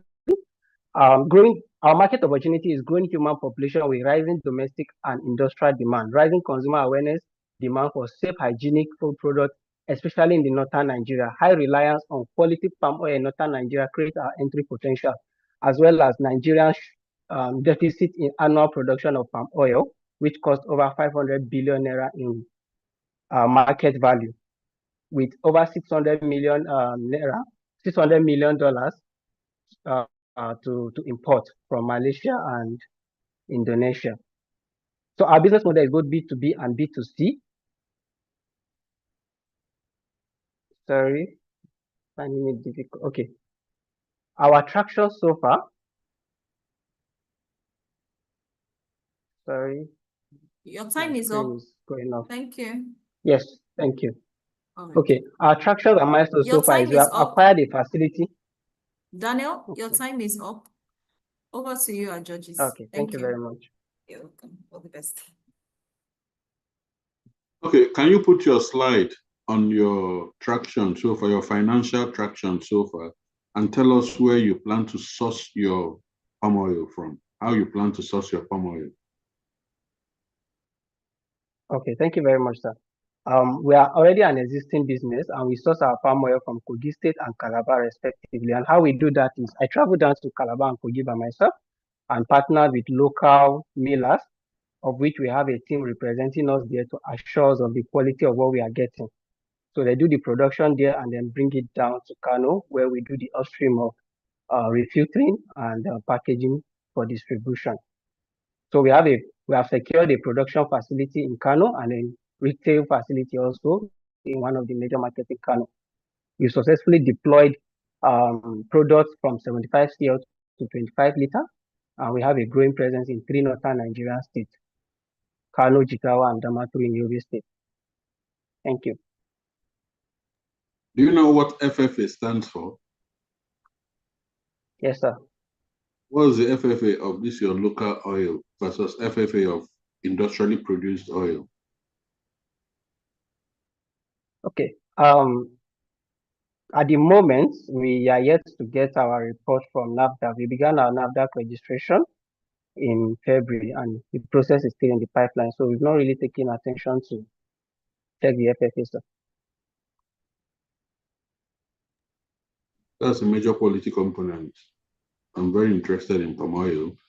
Averagely, the FFA of your oil from the local producers is very high, and that is why it doesn't really last long. After a while, you see that rancid taste in it, because when they buy the FFB free bunches, they allow them a time to decompose before they start processing, as against those who do industrial processing that process within the same day where the free bunches are, brought.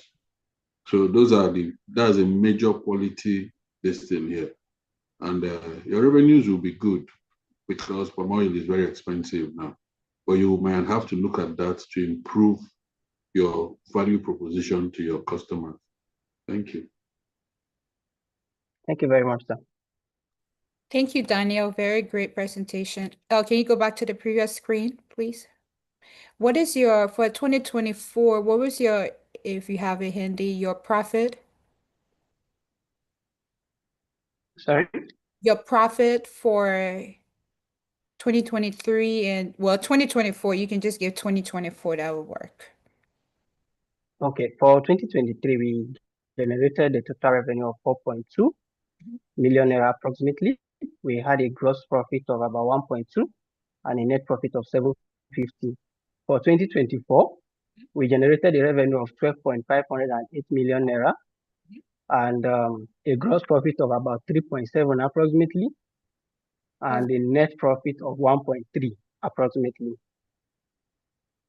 Okay, so do you have any projection for this year or not? Yes, ma'am, we do. What's your projection? Our projection for this year is 18.7 million naira. For 2026 is 33.7, and 2027 is 67.5, and then in 2028, 162.1. Okay, and what are you asking for? What is your ask? Okay, we're asking for 3 million naira, of which 40% will be injected into our operating capital to increase our production capacity at the moment, and 33% will be used to establish plantation. We're giving 2 hectares of farmland in Kogi State this year, so we want to do a backward integration to also meet the national supply gap in the nearest future. Okay. And then 21% will be used for the remaining equipment we need to get: bigger drums, kegs, pairs, bottles, and ladder for the operation work, and then 6% will be kept in our contingency and buffer account. All right, thank you, Daniel. Thank you very much. Okay. Daniel, job well done. I love the fact that you showed a very strong entrepreneurial drive to have identified processors in Calabar and to also use their facility to process. That is very, very good and thoughtful of you. Instead of waiting to get funding to set up your factory, it's very, very good. Keep it up. So what's the long-term goal for this your business idea? Okay, sir. Our long-term goal for this business idea in terms of impact is to saturate the northern market, especially that's where I grew up. I grew up in Kano, and I know how bad the oils in Kano, especially palm oil, are being contaminated within the northern region. So our long-term plan is to saturate the northern market in the northern market, especially open market, with our palm oil product. We also do a backward integration, like I earlier mentioned. We are going to the plantation as well. We've been given 2 hectares of farmland at the moment in Kogi State, of which we are planning to go in with plantation of seed. We would have done that this year, but due to the NAFDAC registration we began, it took a lot of our resources. We couldn't do that. But by God's grace, next year, we'll be able to execute that plan as well. So the long-term plan still remains. We'll cover the value chain of production, processing, and distribution. Okay, thank you. Job well done. Thank you, sir. A candid advice on effective use of your fund. Shelve the idea of going to do plantation establishment.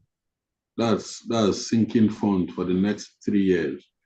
You will rather, if the land is not prepared for those 2 hectares, you're not going to use anything less than 3 million to do land preparation for this.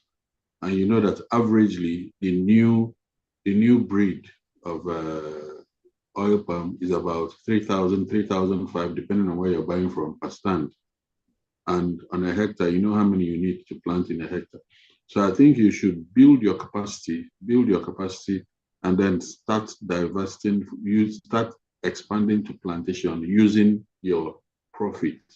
But I think that you need to use this grant money now to increase the number of places that you get your clean palm oil from, because like you rightly pointed out, you've identified a unique problem in northern Nigeria. The dye that is used in increasing redness and using water to mix it is a very dangerous phenomenon. But you will also have to have somebody implant in the mills where you are using, because even at those mills, they use it to also increase the volume that they give you. Okay. Yes, you are right, sir. Thank you very much for that. Having seen 1 that minute more, firsthand, please. Thank you.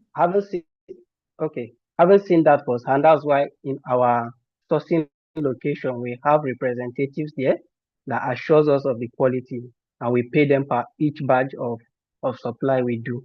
Thank you very much, sir.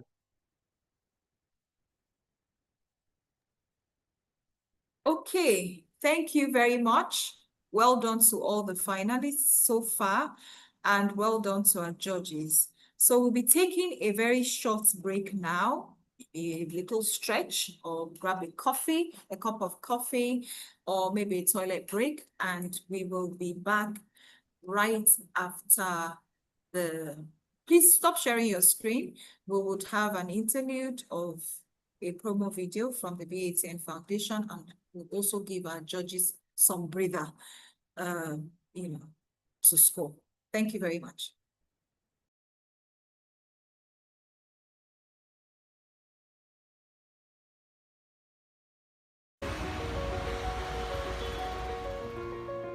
Winners never quit, and quitters never win. My name is Chamaka Ikechukwu, and I'm the director of Misio Agro Services. We're into the cracking and separating of palm kernel nut from the shell. When I was doing my IT in school, I worked with the palm kernel oil cracking firm. So that was where I learned how to do the business. I started in Abia State, Ndoke, Okwa East. When I opened up that place, I just had a cracker. The initial challenge was fund, because I had to acquire funds to get the equipment I need for the business. And then I couldn't hire anybody to help me because I don't have the finance to go through it. on the day we were to pass out, so there was this flyer that they shared to all corpers. When I got the flyer, I saw that there was going to be a challenge for entrepreneurs. That was how I enrolled. I didn't really put my mind to it. I just said, let me try. If I'm lucky, fine. If I'm not lucky, I'll just go about with what I'm doing. Funny enough, they called me. I had an interview on phone because that was an COVID-19 period. So I didn't even believe that I was going to be one of the people that would join for the boot camp. And I joined, went through the boot camp, and then the competition proper before I now emerged as the grand prize winner.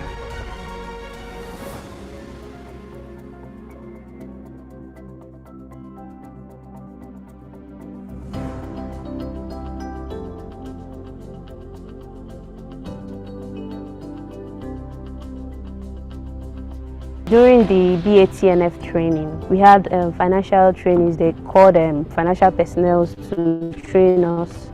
They also called farmers to train us, different diverse people in all walks of life. After the training, I learned more on customer relationship. So I had to employ someone, a customer representative, to help me interact with my customers, know their problem, and also know what they feel. I acquired more equipment, and then also I had to employ more staff and also contract staff. So I have permanent staff and contract staff. So that has also improved my business. It has increased the work capacity. Currently, we have 2 different locations. We have a permanent site as Omabayin Doki in Rivers State, Oyibo local government. So, and the second, the temporary site is in Umahia here, Olokoro in Umahia. If I continue to do what I learned from BATN Foundation, I believe that my business will grow up to that point where people from different regions can now come to me to acquire sales. In the next 5 years, I see myself as someone that is into the production of oil, palm kernel oil, and then distributing to various factories and various companies where oil is being produced.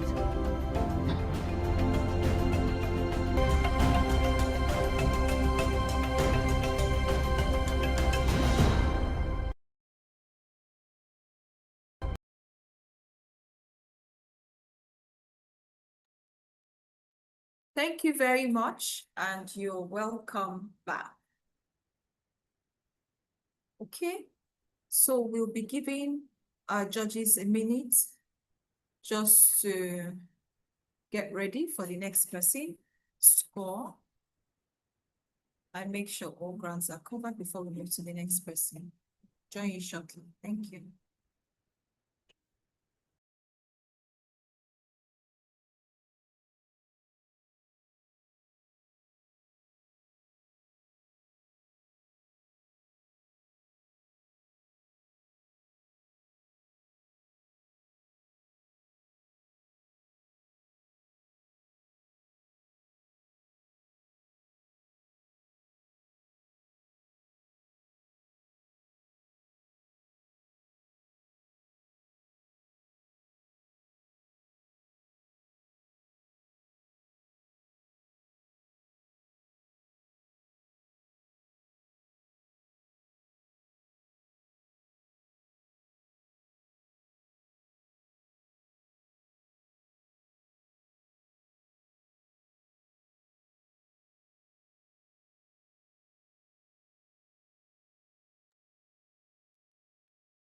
Okay, you are all welcome back.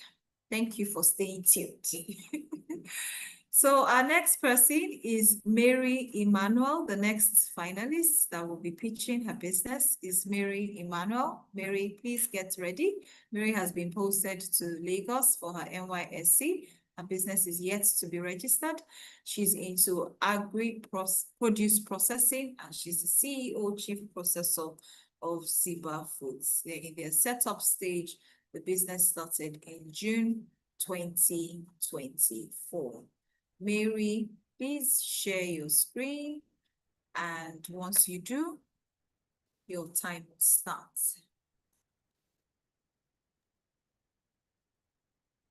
Okay, can you see my screen, Ma?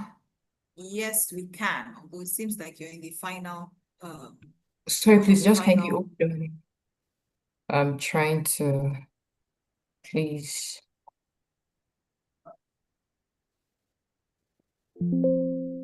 Okay. Okay, your time starts now.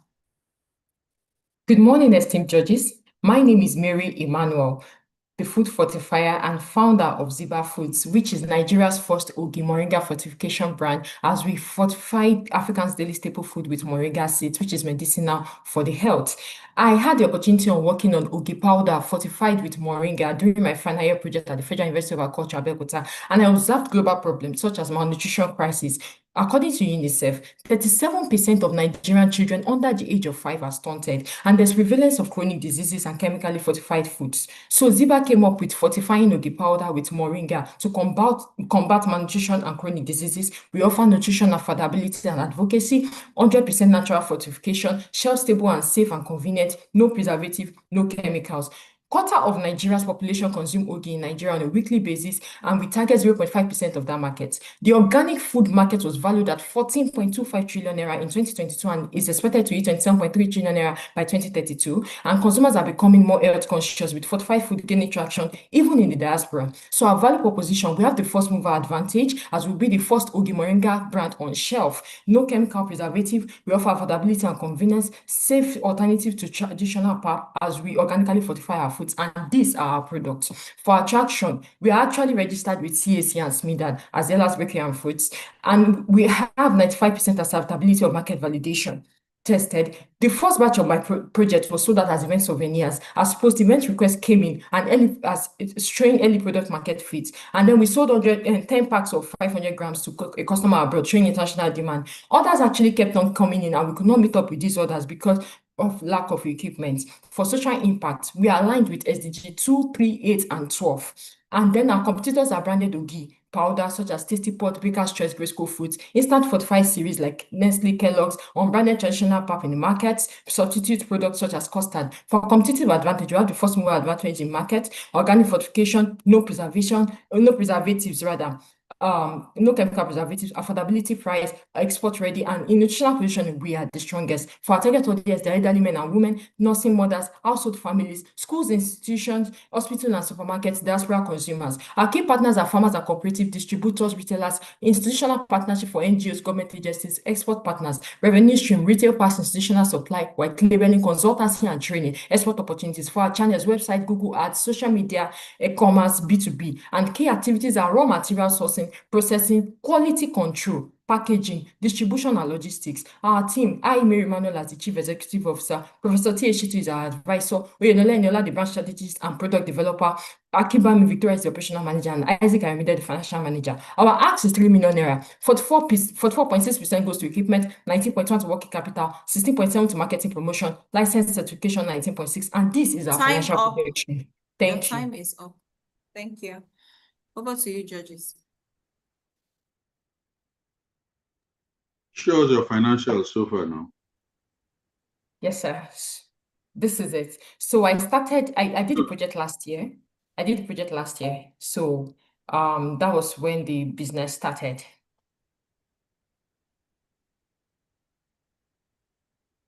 What was the taste of moringa in Ogi like?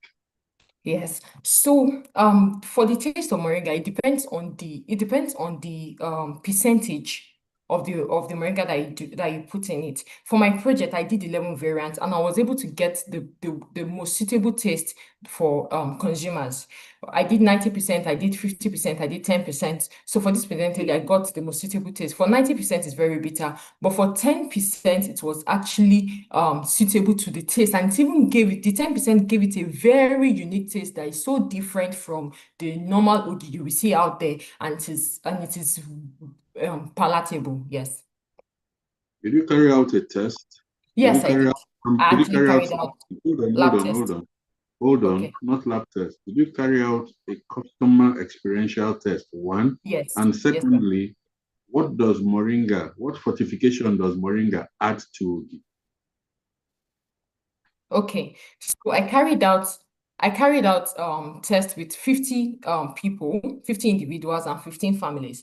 So for the 50 individuals, they all gave down their observations about the product, and the one they loved the most, actually, for the ones with moringa, was the one with 10%. So it was suitable to the taste and everything. So I tested that with 50 individuals. And for the benefits of moringa actually contains flavonoids, it contains antioxidants, it contains polyphenol, ascorbic acid. They call it the tree of life because they refer to it as a balanced diet, as it contains rich vitamins like vitamin A, C, E. So it contains basically all supplements that people would want to get in drugs. So that is why we're infusing moringa into Ogi.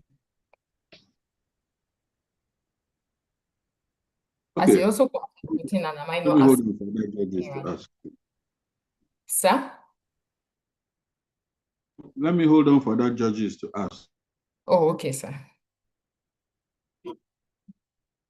Okay, well done, Mary. Let me just ask one or two questions about your business and revenue model. So how do you sell? Do you do B2B or B2C? And by B2B, I mean, do you sell directly to the consumers? I mean, sorry, do you do B2C, which is selling directly to consumers, or you have outlets that you sell to? How do you make Okay, money? so yes, sir. Okay, sir. So I do, please, I want to go to the slide.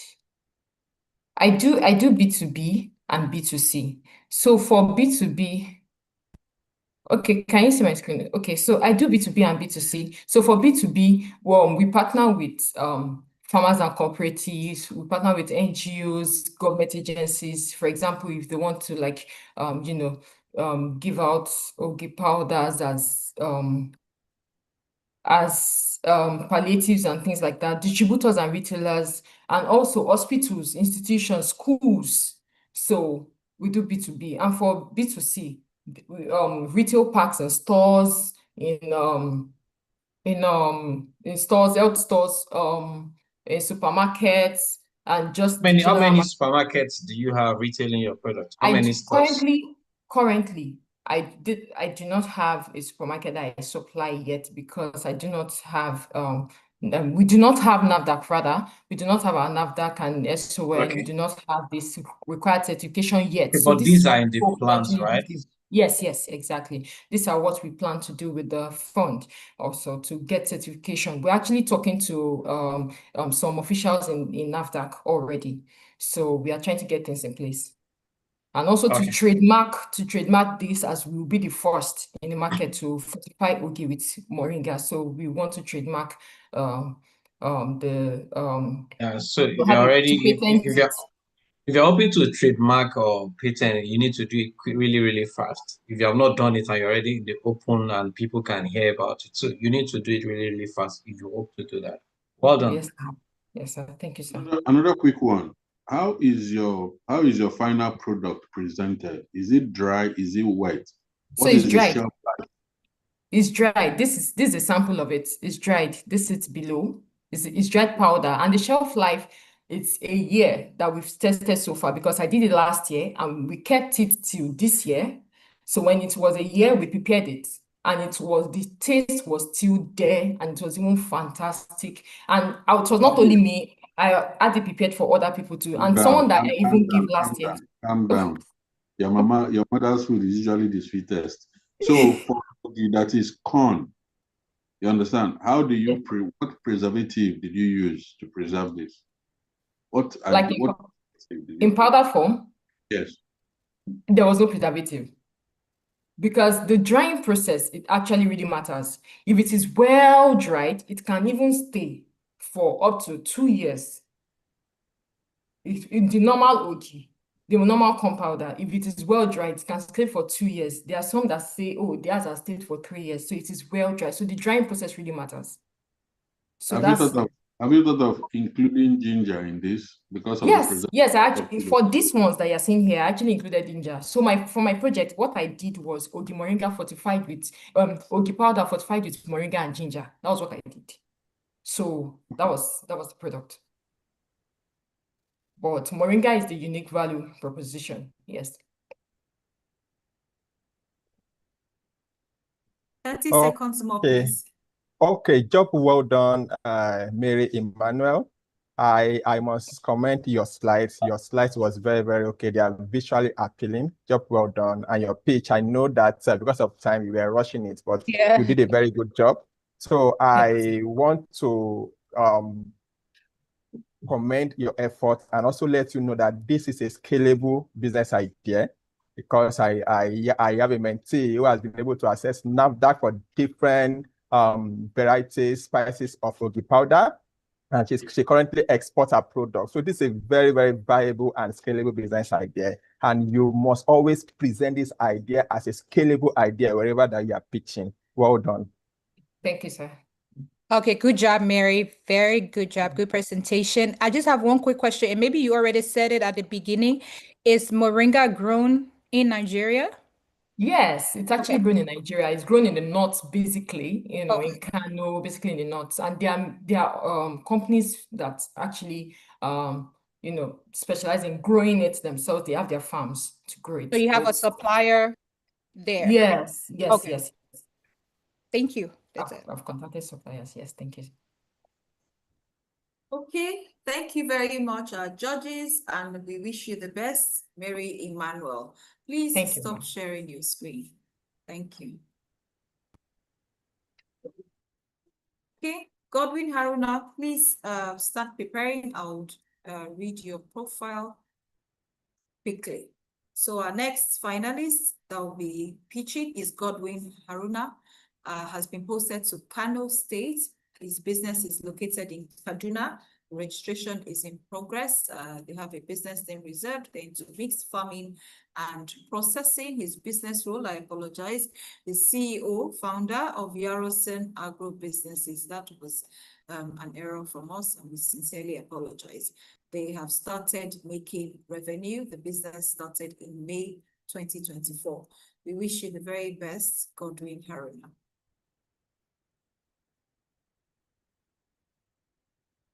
Godwin Haruna, please share your screen. Please, am I audible? Yes, you're audible. Your time starts now. All right.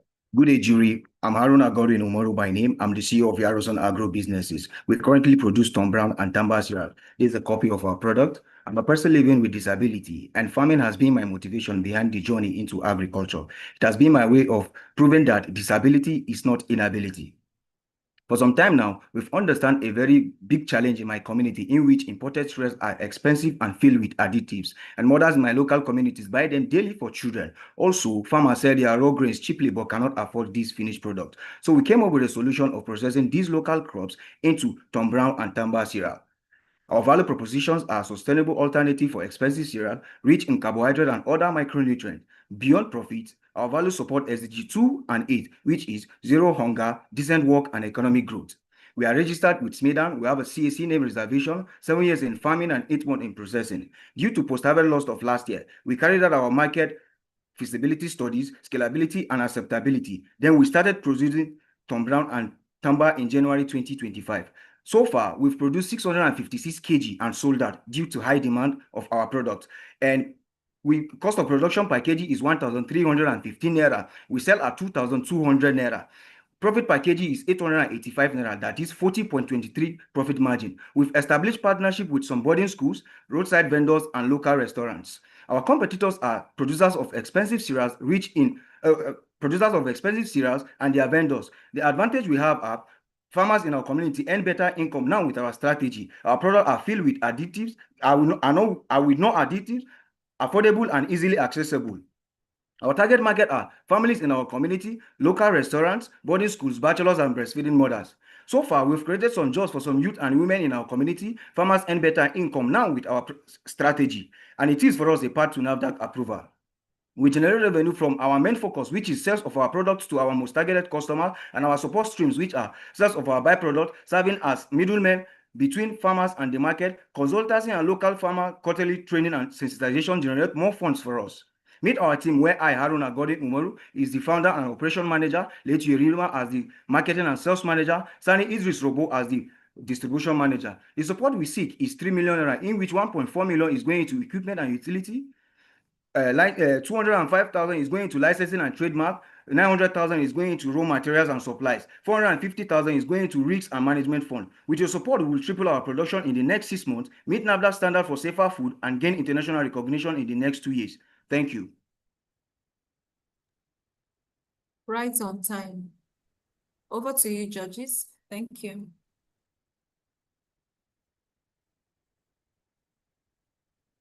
Can you hear me? Okay. Yes, sir. I can hear you, sir. Okay, number one, explain what you mean by risk and management fund, one. And then I didn't see your financials in terms of the kind of sales you've made so far. All right, sir. The risk and management fund is last year, especially in the north here, that's Kaduna State where I base, a lot of farmers incurred a lot of losses. So also we produce most of this product because we are currently in 2.5 hectares farming. We produce soybeans and corn. That's our mixed farming. So what these funds will do for us is we'll be able to tackle our risks in which we don't know how this farming season will be because there's too much rainfall over here. So we want to tackle this issue beforehand so that we'll be in a very safer side. Our business will be in a very safer side. And also, so far we've produced, our cost of production per kg was 1,315 naira. So we invested 800,000 into the business and we made a profit of 560,000 for the products. That was last month. The slide. Sir? All right. You don't have a slide that speaks to what your profits and this thing is. Okay, this is it, sir. Over here, 656 kg produced and sold out in the first 4 months.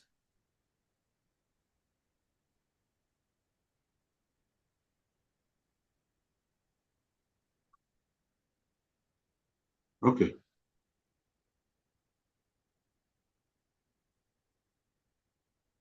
So is there increased demand for your product? Yes, of course. Just like last week, Wednesday, we got a call from Bethel Baptist High School over here at Kujama. I live in Kaduna State, Chiku local government. Over here in Kujama, they are our partners. So they asked us to produce 2,000 kg of our Tom Brown precisely for them because the school is resuming. It has resumed already, but they want to stock their kitchen for the students beforehand.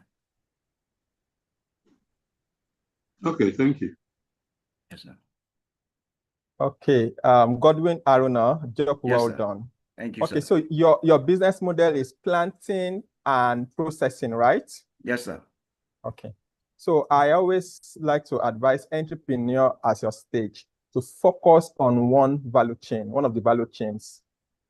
All right, Okay. sir. I once have a mentee who was into egg powder production and was also doing poultry farming. So I asked her to do her feasibility. By the time she did her feasibility, she discovered that all her energy, resources, effort were going into the poultry farming. The poultry was taking her time, By the time she focused on egg powder production alone, she got other farmers to become their off-takers. So there are several millet farmers that you can leverage on. A mentee in Kano State too, who is into rice processing, is also using off-taker strategy to get a rice paddy raw material, constant supply. So if you must focus on processing, channel your energy on processing. Yes, Okay, sir. then when you're presenting your traction, like you've just mentioned demand from that Baptist school, that is a very good traction that you can use as a hook. Okay, it done your pitch. It should not be missing in your pitch. Imagine if Mr. Wakama didn't ask that.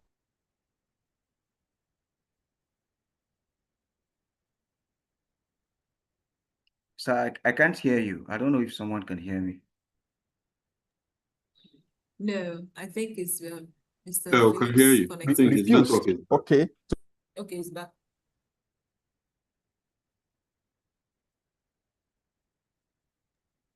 Matthew, please, we cannot hear you. Okay, may I request another judge? Matthew, please, we cannot hear you. So, okay. Okay, I guess you're back. yes, I guess it was network glitches. Yeah. So I was trying to say that do you have plan also bringing other people living with disability into this scheme? Yes, sir. Of course, I'm even registered with people living with disability because I've been with disability for over 6 years now. Okay. Yes, sir. So I'm registered with people with disability in Kaduna State. Our headquarters is in Kano. So we have our quarterly meeting. So they encourage us to apply for, they even encourage us to do things that will make us not to think about our condition because they believe no condition is permanent and stuff like that. So concerning your advice to me on focusing on processing, of course, I will admit to you that I plan on focusing on processing because it fetched me a whole lot of profit so far. And I can attest to that. I'm a living testimony. In fact, I didn't even put more effort on farming this year because within the short span of time, processing has fetched me a lot of revenue. But we face a challenge whereby we rent most of these equipments due to power dispute we have in this community. We don't normally have light over here. So that is why our traction did not cover that part of Bethel Baptist High School. Okay. Well done. Well done. Keep it up. Thank you, sir. Thank you, sir.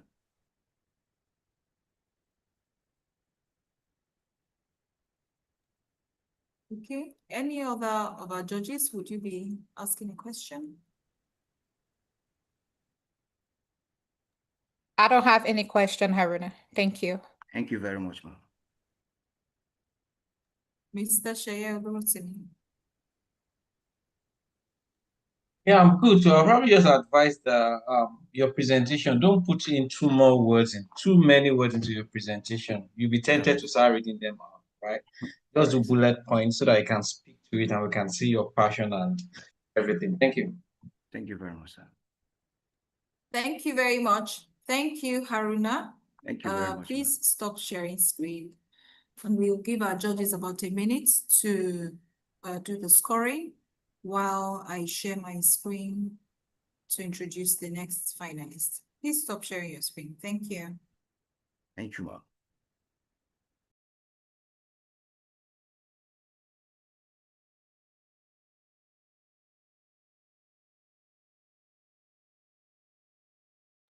Robinson, you'll be presenting next, so please get ready.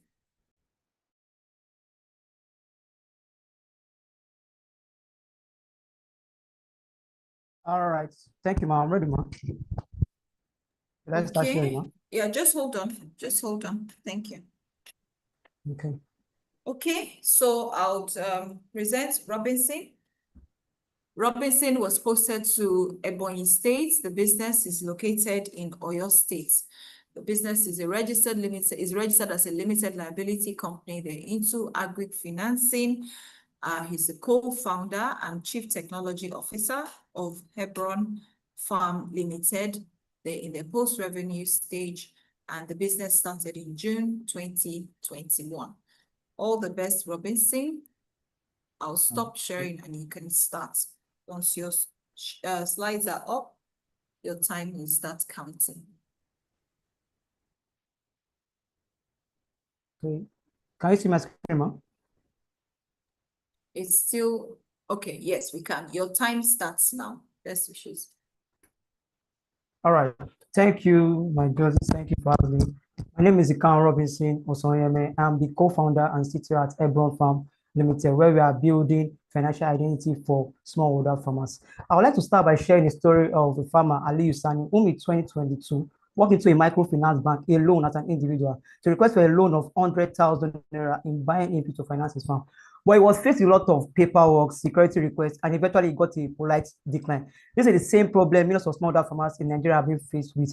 In Nigeria alone, the agricultural system faces a financial demand of over 75 trillion naira, while only 10% of these rural farmers receive structural support because traditional lenders find them as high risk to invest in due to lack of formal record. But at Hebron, we are changing this narrative for smallholder farmers.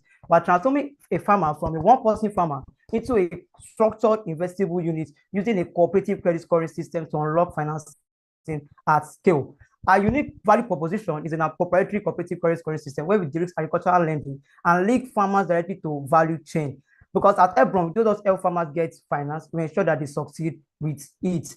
Our social impact, we work with 1, 2, 8, and 13. And so far, our solution has actually empowered farmers with credit, inputs, and markets, improving food security and strengthening the agricultural value chain.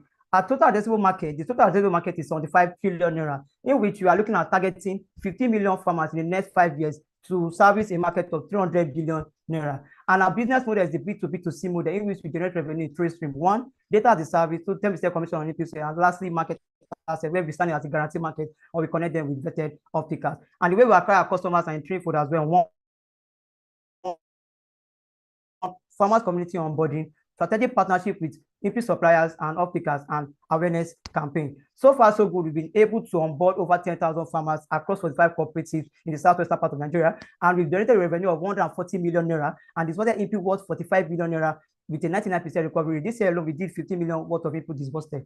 Our competitors are Tribe Agric and Tula. While our competitors focus on disbursement, we focus on building a system to de-risk these risks, shifting it from individual to group, so that financing can be scalable. Our team is made up of myself and my co-founder, Dennis, and together we have a combined experience of 10 years in agriculture, agribusiness, food system, and technology. We are asking for 3 million naira, in which 50% will be used in financing 30 rural farmers in providing inputs for them, 30% will be used in the team for tech, outreach, and on-ground farmers engagement, while 20% will be used for our technology platform development. Join us as we make smallholder farmers financeable. Thank you. Okay, you had some few seconds left. Well done. Over Thank to you, you, ma'am. judges. Thank you. Man has played into my territory. He said he's doing the risking. So I want to know how you do your de-risking. And then when you talk about the inputs you have disbursed so far and the volumes you've made, I need you to be more explicit. Is it your trading money? Are you acting as an agent for one of the aggregators?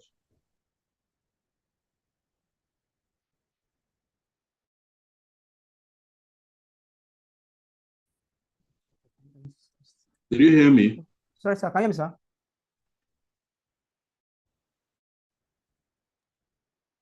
Did you hear my question? No, I didn't hear you, sir. Can you come again, sir? I'm so sorry. I said, number one, take me through what you mean by de-risking. How do you do it? And then you said you've distributed inputs of over 45 million. No, I didn't hear your question clearly, sir. Can you hear me now? Robinson, please turn off your camera so that you can save some bandwidth. Okay. Can you hear me?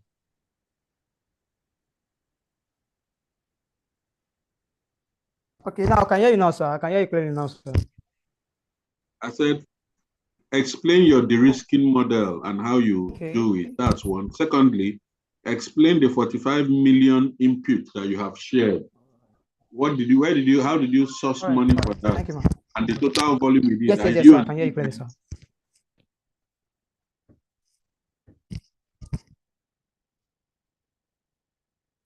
Okay, sir. Thank you very much, sir. All right.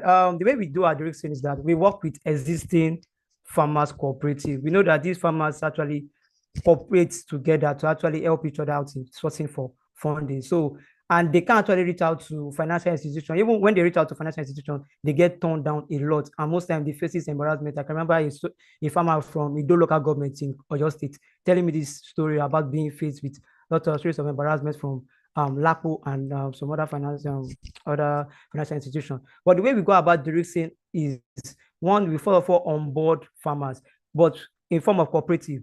We kind of take in their data, their farm size, their yield, and also other data that have to do with their farming. Okay, what was their ton of harvest for last year or last season? We get all these data, then we formulate a score around them. Then we kind of work with that to actually disburse input to these farmers through our field agents. So once we disburse input to them, our field agents monitors them and provide them with advisory services so that they will work in line with it. And those farmers actually, once they have this, since they are incorporated, they do have meetings. So in this meeting, they actually do take data on governance. a lot due to attendance and participation in group discussions like that. So we take data on all that, and we, at the end, once they harvest, we connect them with vetted obstacles so that we ensure that our farmers do not only get the financing they need to grow their crop, to ensure that they get a market whereby they can actually sell to, whereby we stand in as a guarantee market, or we connect them with vetted opticals. So standing as a guarantee market, we have partnership with companies like Kiara for rice, we have Kama Farm, Uzra Rice, and some other companies that I can mention. They actually pay immediately. They pay on time within 48 hours. So once they pay, they pay directly to us, so into our system, and we disburse the remaining money, the profit to these farmers. Once disbursing the money to them, that means they can actually use it to, carry out their farming activities. But in a simple term, our system actually helps us to de-risk this agricultural lending. Side selling before? System, yes. So have you experienced side selling? You said you're working with 10,000 farmers. How many extension agents do you have? And we have over 25, sir. Monitoring 10,000 farmers? Not monitoring 10,000. We have 25 agents. We've onboarded 10,000 farmers, but not all the 10,000 farmers we've given out input to.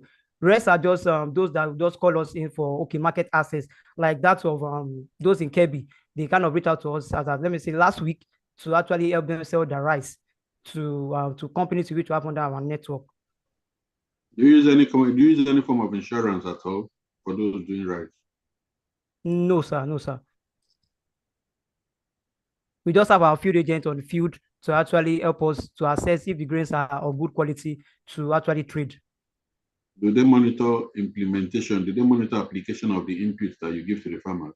Yes. They monitor. So they give us information on how these farmers are actually using the inputs. Because those are the data we track. We track data on input usage, their repayment, and also their participation in cooperative meetings.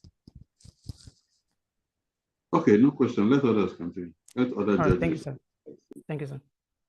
Okay, well done, Robinson, right? Yes, sir. So I like what you're doing, and I love that you are the CTO, right? So you could present anything from the technology side of things. So I have just a couple of questions around there. How have you been funded till date? Or when did you start? When did you start operation? I missed that. Okay, so we started up as a processing company. When did you start? We started in 2021. Then we had to change our model.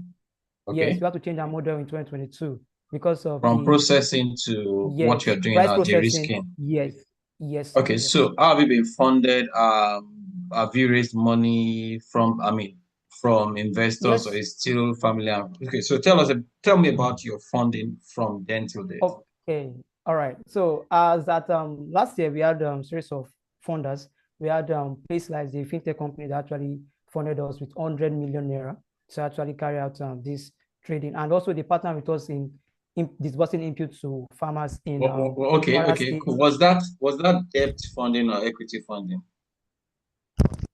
It was equity funding, sir. Okay, so they own a percentage of your business, right? Yes, until our agreement with them was over. Okay, so they held a part of the business for some time, or they are still having ownership in the business? No, they don't have ownership anymore. They've agreement has been that should be debt funding. I'm trying to understand. Equity means that they own a part of course they can exit, but I just wanted to know your funding traction from when you started till now. And then are you profitable already? Yeah, we are profitable, sir. We've also raised money from other, like if you ask a question on raising money, there's money from grants like that of Fit4 Collective and some other grants which we've applied for before. And yes, we are profitable currently. Okay, thank you. Yes, sir. And what was last year's profit, Robinson? Okay, last year profit, we did approximately 23 million euro last year. 23 million in profit last year. Okay, but you're still looking for 3 million here? Was that your ask? Yeah. Ma, I didn't get that, ma. Your ask is 3 million for this program? Yes. Okay. All right, thank you. Robinson, I hope you're not mixing up your total this thing with as profit? Because if I look at the model that you run, No, sir, no, sir. The total profit we did last year was 23. What constituted your profit? What line constituted the bulk of your profit? Okay, the bulk of our profits came in from the access to markets, while less the other that is 80%. 1 minute more, please, judges. 20% came in from. When you say access to market, when you connect farmers to market, you charge them?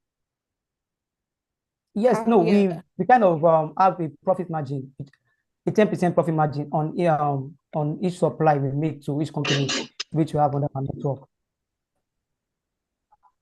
There's a disconnect here. I'm not really understanding this your financial. The profit that you made, the model that you run versus the ask is not right, it's not aligning. Sorry, sir, can you get me clear now? Okay. All right. 30 seconds more, please. Okay, Robinson, can you hear me? Yes, sir, I can hear you clearly, sir. Okay, so firstly, for the benefit of every other contestant on this call, it is very, very important to communicate your business model clearly, so that at first instance, your judges or prospective investor have a clear understanding of what you do. Okay, I know that you do de-risking financing, which is product crop financing, and you also do market access. So you make money from charging commission for every product you sell for customers, right? Yes, okay, and you also make money interest on quantity or value of yield of crops, the inputs that you supply to the farmers. So it's very, very important for you to always communicate your business model clearly. That's one. Then also you have an edge. You are in agri-tech. You need to communicate that your model, your business is tech-enabled. It's an agri-tech business. But you are doing a very good job. Well done. Thank you, sir. Thank you very much, sir. Thank you very much. All the best, Robinson. Please stop sharing your screen. Felicia Mahmood, please get ready. I'll be sharing your screen while our judges take some time to do the scoring. Thank you.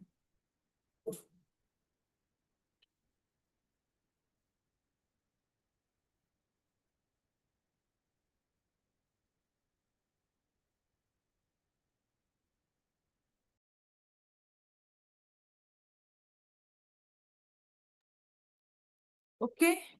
Felicia Mahmood has been posted to Sokoto State. Her business is located in Kwara. The business is registered. They're into crop farming.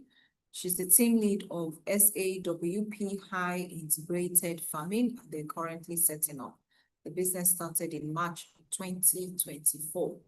I'll stop sharing now while Felicia starts sharing her screen. All the best, Felicia. Felicia, can you hear me? Your microphone is muted. I know you had a power challenge. You had sent a message, but you had said you would share from your phone. Okay. Oh my God.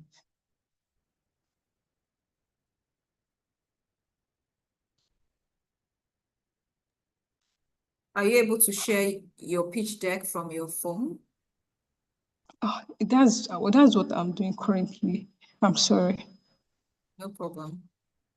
Okay, with the permission of the judges, Felicia had requested to share her screen from her phone because I think the power is down where she is in Sokoto State. So may I request that we move to the next person while Felicia tries to sort out her phone?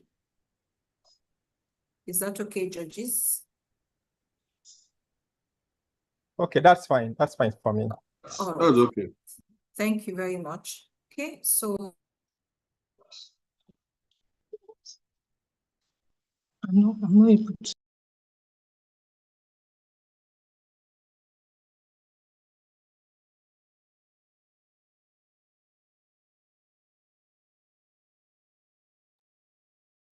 Sorry, I didn't realize I was muted. My microphone was muted. Okay, so we have the next person as Miracle Undubisi. She was posted to Ogun State. Her business is located in Ogun State as well. Business is registered as a business name. They're into agri-produce processing, and she's the team lead of Wintop Foods and more. Then their post-revenue stage, and the business started in June 2022. I'll stop sharing my screen now, and Miracle, you can start sharing your screen. Once your screen is up, we will start counting your time. All the best. Okay, your time starts now. I think your microphone is muted because we cannot hear you. Okay, good day, esteemed judges. My name is Miracle Olubendubuisi. I am the team lead of Wintop Food and More. Wintop Food and More is an agri-food processing company dedicated to reducing post-harvest losses by adding value to farm produce and ensuring more food reaches consumers' table. For greater impact, we empower youth and women through practical agro-skill training. Yes, we combat post-harvest losses due to lack of processing and preservation and malnutrition and control deficiency by providing value-added products designed to minimize post-harvest losses and akara chips and affordable nutrient-dense snacks for vulnerable groups. Our products are akara chips, spices, which are the pepper soup spice, curry spice, and meat spice. We have gotten positive reviews from customers, sold over 1,500 bottles of spices and 4,000 packs of akara chips in the last 9 months, established partnership with a store that now buys 100 packs weekly, trained over 50 youth in akara chips and spice production in the last 2 months. We also akara chips are crispy, crunchy, and slightly sweet. It's of great convenience, sustainable alternative to moi moi and akara for paps and gari, and it's a healthy protein snack. Our spices are of great nutritional benefits, pure, organic, and of good quality. Our competitors are the local snacks vendors and spice producers in the market. Our target market are the health-conscious consumers, food vendors, grocery stores, and busy professionals. We generate revenue from sales of spice, akara chips, raw spices, and training. We need the sum of 3 million naira to get our equipment and utility, which is going for 1.7 million naira. 800,000 is going for branding, labor, and raw materials. 300,000 is going for licensing and certification. 200,000 is going for the risk management fund. Our projected revenue in the next 12 months is that we'll be generating 13.2 million naira from all of our products. Our team includes Miracle Undubisi, the team lead and operation manager, Bewajibolu Atife, the production manager, Adewale Anita, the sales and marketing manager. Beyond this one, we need your mentorship and support to scale impact, reduce post-harvest losses and malnutrition, and also empower youth and women in the society. Thank you. Well done. You're away from 3 minutes. Over to you, judges. Thank you. Before I go into the main thing, your last statement was that you want to reduce post-harvest losses. Yes, so which items are prone to post-harvest losses in what you handle? Okay, it's in the spices, sir. In the aspect of the chili pepper, because we also produce pepper, grounded pepper, chili pepper spice. So during the glut period, we buy it in bulk, then process and turn it to powder, sir. What's the lifespan of your akara chips? The lifespan of our akara chips is it takes 3 to 4 months. Is it crunchy or soft? Very, very crunchy, sir. So does it still have the akara taste when it's crunchy? Sir? Does it still have the akara taste when it's crunchy? 100%, sir. Take us through your use of funds again, please. Okay, sir. Okay, oh, I'm sorry. Okay. Good.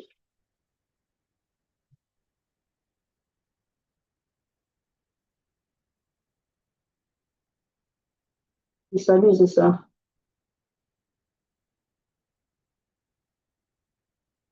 Can you see it, sir? Yes, I can, but I'm trying to understand the distance. When you say equipment, what and what do you need? At the moment, sir, we need a dehydrator, then spice blender, grinding machine, then a sealing machine, sir. That's fine. Yes, sir. How long have you been in operation? We've been in operation from 2022, but it's of various stages, sir. It was as at 2024 we focused only on spices and akara chips. The previous What years was we your were revenue? What was your okay. revenue when you focused? Okay, my revenue so far is about 5.1 million, sir. What was your cost of goods sold? The cost of goods sold. Yes. How much did it cost you to make those goods that you sold for 5 point something million? Okay, the cost of goods sold is okay for a pack. We get for that of akara chips for a pack. The cost of production is 819 naira, sir. Then we sell at 1,000 naira. That's 130 naira difference. Yes, sir. You don't pay salaries. Yes, we agreed as a team not to pay salary until we reach a certain revenue amount, sir, of You 15 don't million. pay rent. Sir? Do you pay rent? Yes, we pay rent, sir. You pay electricity bill. Yes, sir. But it's not from this business that you make those payments.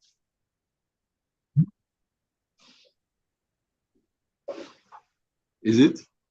Sir? Is it from this business that you make those payments? Not at all, sir. I'm trying to point to you the commercial viability of what you're doing. That's what I'm driving at. Okay, sir.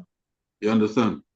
Yes, So sir. your business has not factored in other costs, because I can't imagine a margin of 130 naira if your cost is where it is, except if you've not done those calculations. So which one is it? Actually, where I am, we're giving an accommodation where we just pay rent. So that is where I do production. I and my team members, we do production, sir. So basically, the amount we pay. That's not a problem. That's not a problem. What I'm trying to point out is Miracle, is Okay, that sir. if you enjoy such privileges of having where you can use, you should be able to factor in this cost. So if something is not aligning, your cost of production is a bit too high from what you have just said. So where is the major cost that gives you the 870 naira per unit cost? What is the major cost? Is it the input, the packaging? Where is your cost? Okay, so now the major cost is coming from the raw materials, sir, because at this moment we are buying the little way we can afford. So now we just need this money to buy much of the raw material so we can have high profits and at least get our increase. The cost producer is going to the raw material. Raw materials are expensive now. So, but the more material we have, that's when our profit can come out, sir. Not necessarily miracle. The more you have, because what you have right now, how you're managing it financially, like Isa is saying, is how you're going to manage it when you have more. So if you're not noting your cost and doing all of that now, when you get more, you will do the same thing, and more doesn't necessarily lead to profit.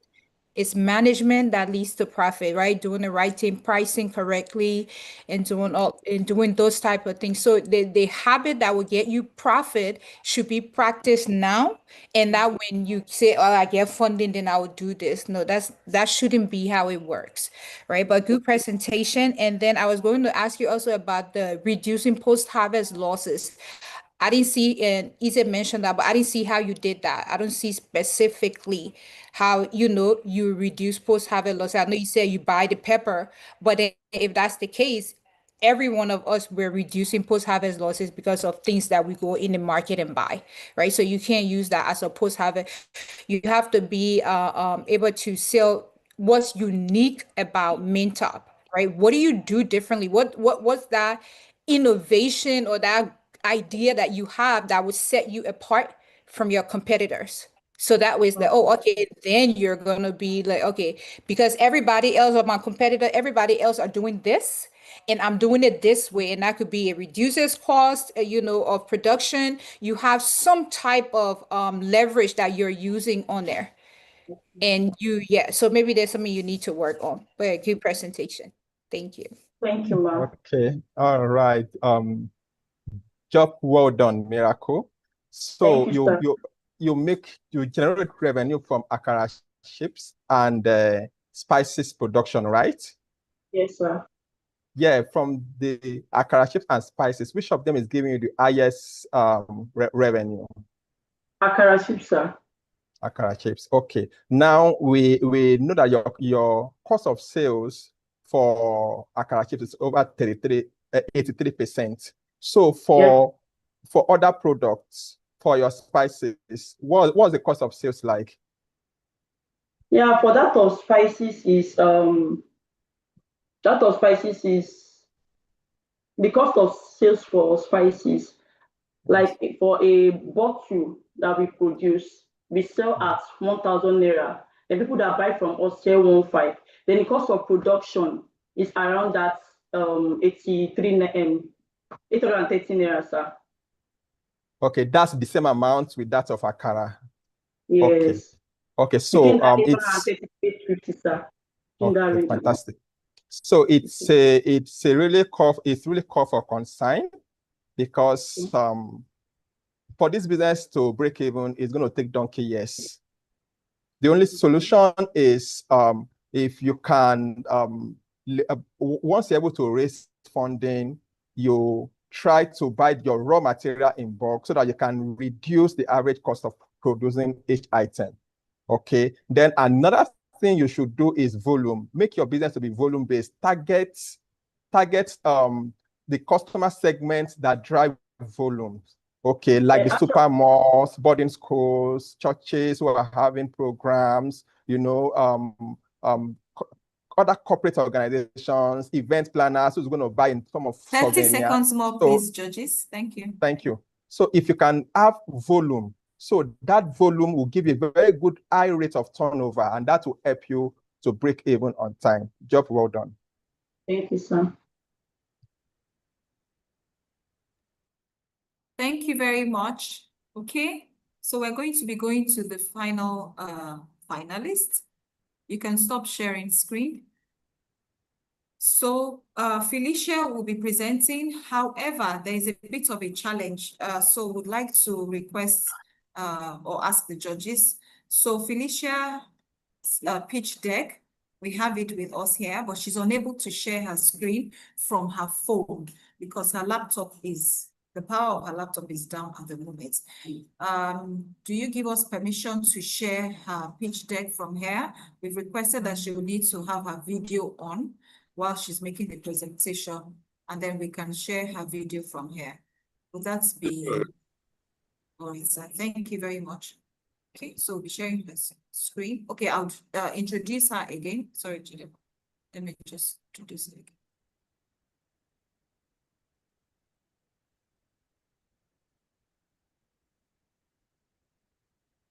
Okay, so we have Felicia posted to Sokoto. Her business is located in Kwara State and it's registered. She's into crop farming. She's a team lead of SAWP High Integrated Farm. They're currently setting up, and the business started in March 2024. Okay, so we'll share her pitch deck. Felicia, I expect your video to be on now. We will start sharing your code. We will start sharing your pitch deck as well. And once it is up, your time will start counting. Okay, your time starts now. All the best. Okay. Good day, everyone. Thank you so much for the opportunity. I apologize for the inconvenience. My name is Memut Felicia Oluwabumi, founder of Swamp Integrated Farm. Permit me to take you to Kwara State. But thousands of urban households struggle to get safe and affordable vegetables, and traditional produce are often grown with chemicals or even harvested from unsafe areas. And 30% increase in price of 30% during dry season, making vegetables unaffordable for like 60% of the population. And at the same time, event planners who need fresh vegetables in bulk often faces shortage at 40% during peak season, making them to pay double for unreliable supply. So at Swamp, we serve these two categories of people, the household and event planners. And for household, we ensure that we provide pesticide-free and fresh vegetables for them that is 20% lesser than the market price, and also to combat garden kits for them so that those people living in small apartment can grow their own food. And for event planners, we guarantee clean and safe and box supply that is backed up by 30 units buffer stocks and also delivered within 24 hours. Our TAM is 147.6 million. That is business knowledge. Our SAM is 1.584 billion, and our serviceable as addressable market, obtainable market is 36 million naira, which is based on the average of 1,000 household purchasing 3,000 worth of vegetables from us monthly. We reach our customers through business to customer and also business to business. And so far, we have 80% of our revenue from the sales of vegetables, and also we have 20% from sales of garden kits. And at the same time, our operational problem is, our operational challenge is we are facing losses on the farm due to pests like goat and animals and like that infests our produce that made us to reduce our herds because of demand, and we are not able to meet up with the demand. So okay. Please, next slide, please. Okay. So far, we've been able to register our business, and we've been able to reach over 70 unique customers and also 10 active monthly users. Please, next slide. Thank you so much. Yes, I've talked about the operational challenge where we're rejecting like 4 to 5 bulk supplies monthly because of inability to meet up. The funding is going to be used to get a mini greenhouse, also borehole water supply and solar powered hydroponic system, seed and climate control storage, potting media and digital marketing campaign. Next slide. Thank you. So the mini greenhouses, we are going to be able to protect over 2,000 plants per month and also reduce pest losses to like less than 30%. Your and time also is we'll up. be Your time is up, Felicia. All right, thank you. Over to you, judges. Thank you. Sorry, Felicia, thank you so much for your presentation. Good job on overcoming your challenge of the laptop. But please go over your solution again. Is it that you're farming and producing these vegetables? Are you farming the vegetables? Is that your actual solution? Because here, I think all you're saying is just these are just the benefits of your product or service, right? Yes, like since the problem is people not being like limited access to clean and affordable vegetables. So our solution is to ensure that there is affordable produce of vegetables and also clean ones for household. So you're producing those vegetables, that's what you're saying. Okay, and Yes, what ma'am. vegetables are those? Is it just one type or what? Yes, we based on leafy vegetables, which are ugu and spices, basically. Yes. Okay, thank you. I don't have a question for now. I didn't see anything on the commercial viability of your project. Do you have any slide where you put that? Sir? I mean, is there anything on the commercial viability of your product? Financial viability. Yes. Yes. Okay. Your commercial. Okay, hold on here, please.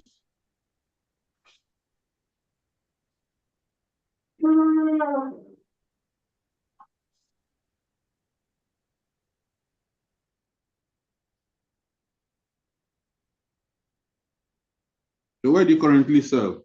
Where is your market? My market is in Kwara State, but I'm serving in Sokoto State. Explain to me. You're serving in Sokoto, your market is in Kwara. Where do you produce? I produce is in Kwara State. My farm is in Kwara State, but we have people. We have two workers on site that works for us. So how do you sell? Do you have off-takers? Do you go to the open market? Do you have people that place orders with you? Yes, we have people that place orders from us through our WhatsApp by the time I post, and also through referrals, and also like communication to people and also wholesalers, they come to us to like those retailers, they come to us to get from us. So that's how we market our produce. They come on site. So last year, how much did you make? We make over 200,000. You made over 200,000. Yes, we started last year March. So around after we started initially by March, so by October, our Ugu is already at a maturity stage like that. So yes. So that was when, and also this contract, like there are some people that seek for us to guide them, like they give us contract on how to raise their own vegetables to like their garden and their plantation. So that was how we do so. Do you have your own land? Like on rent, basically, I'm like the land I'm using currently is like a gift currently, because we have people that are willing, like they give us that we should pay the time frame. So we are using the land currently. That's why you want to go and put borehole of 1 million. Actually, the land can also be buy over. That's why, sir. We look forward to being able to have it. Okay. You can't use grant money to go and put fixed assets in a leased land. If it's freehold, yes, that means you're increasing the value of your property. But this shows a mismatch of what you need the money for. How do you get the water you use here now? If you started in March, so you've gone through a cycle of dry season. How did you get water to do your cropping? Yes, there is actually a well water nearby, so that is how we do manual irrigation. So basically, the land is a family land that's why we're able to use it for now. Okay. Let me allow other judges ask.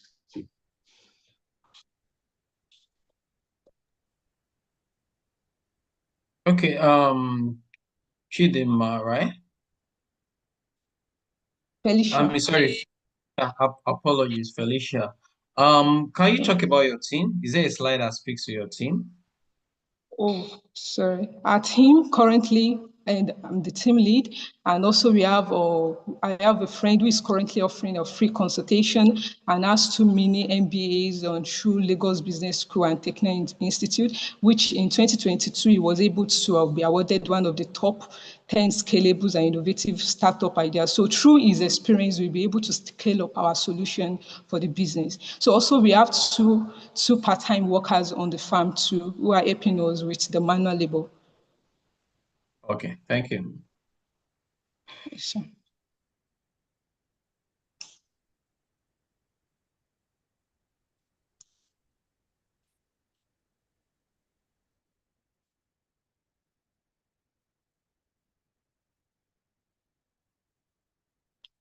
Okay. Do we have any other comments from our judges?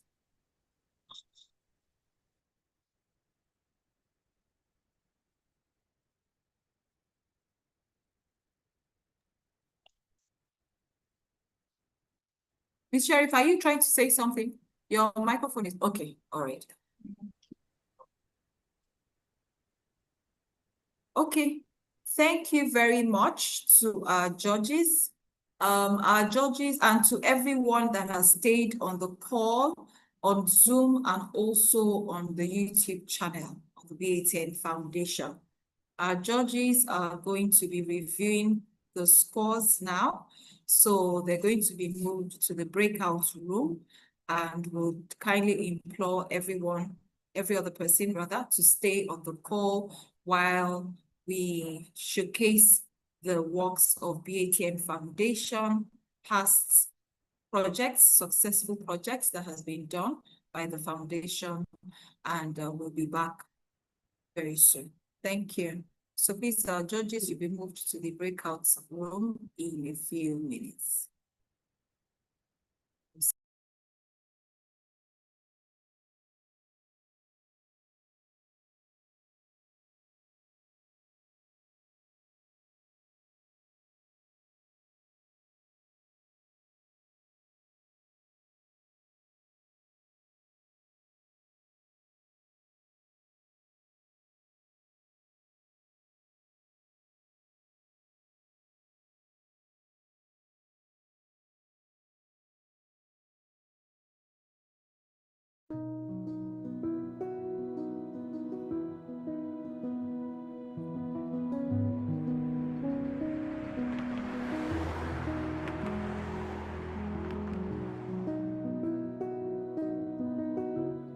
I'm Victoria Emmanuel, the founder of Subikia's Enterprise.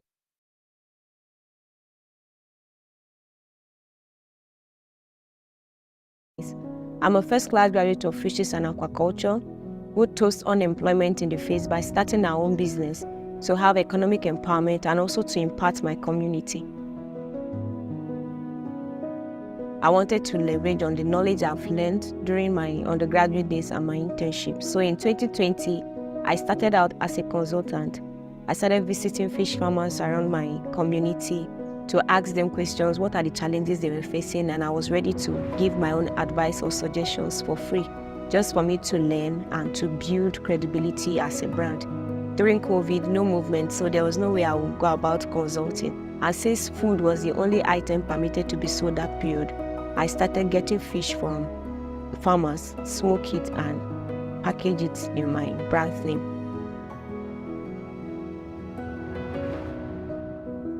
During service, a colleague of mine sent me a link that he received a mail from NYC for agripreneurs. And since they know me as a fish farmer, he sent the link. That was how I found out about BATN. The Youth Entrepreneurship and Empowerment Program of the Foundation was designed as a result of a challenge that we noticed. We have a major percentage of our population being youths, and we know that there's a challenge to feed the growing population. And so we came up with a solution, and which is the Youth Entrepreneurship and Empowerment Program of the BATN Foundation to provide equity-free capital to young agripreneurs. We signed a partnership with the National Youth Service Corps to enable us provide grants for corps members that are about to finish their NYSC.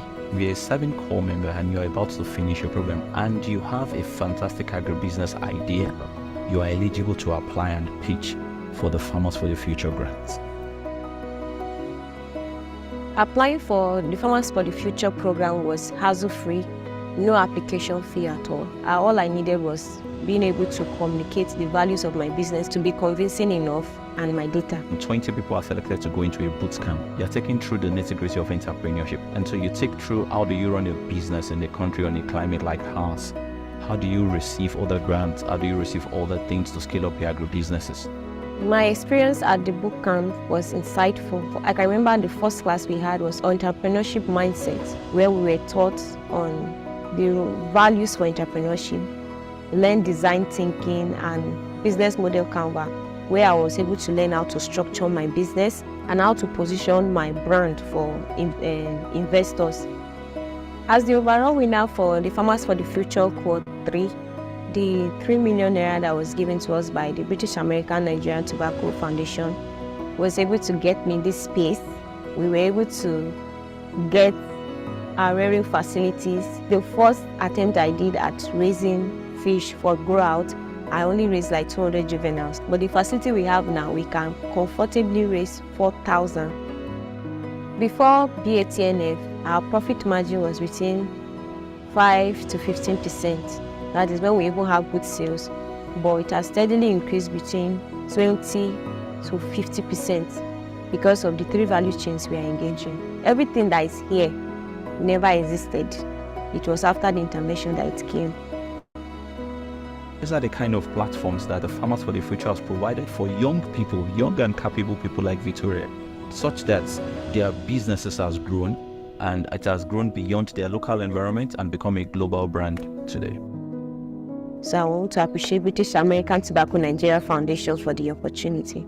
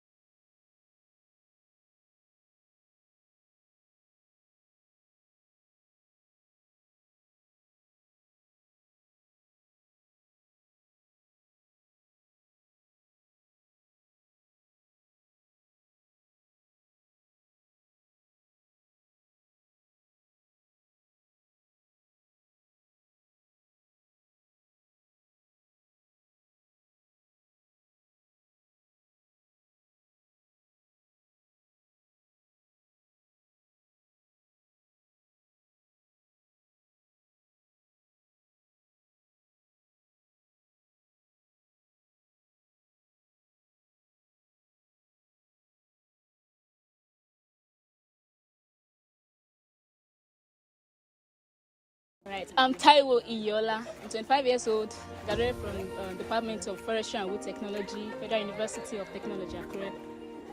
And I'm founder of Consider V Foods, a beekeeping and honey production business.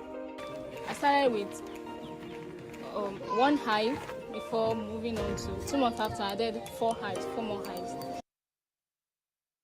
I started alone, doing the whole work myself. I keep on applying for different grants I see online, checking up for opportunities, and I stumbled on the Farmers for the Future grant by the British American Tobacco Foundation. I applied and I was lucky to be one of the winners. And now I have about 60 hives altogether with the grant from the British American Tobacco. We process before we use this sieve to squeeze out the honey. Then we package just that way before the grant. But now we're making use of machines, so we don't have to have contact, so to say. So we're now making the whole process in a more hygienic way and in a more conducive environment. So the support did not include just financial support. It actually involved the technical support and trainings from entrepreneurs and some mentors. So whenever we have challenges, through the mentors given to us, we're able to find solutions to them. And this has been going on for a year now.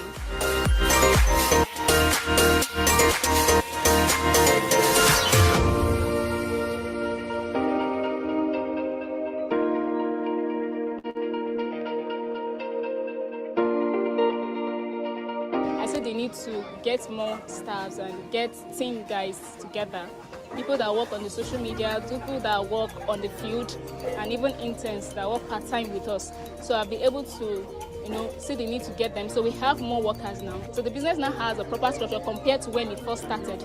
So the structure has actually helped to, maintain the business and able to even attract more sales, more clients. Now we're not looking at just selling by the roadside or selling at stores. We are looking at selling at even big malls. Agriculture can be very stressful at times, but the reward is there if you can just go through the stress a little bit, especially when you are just setting up. Then the yield is something you can smile at the end of the day.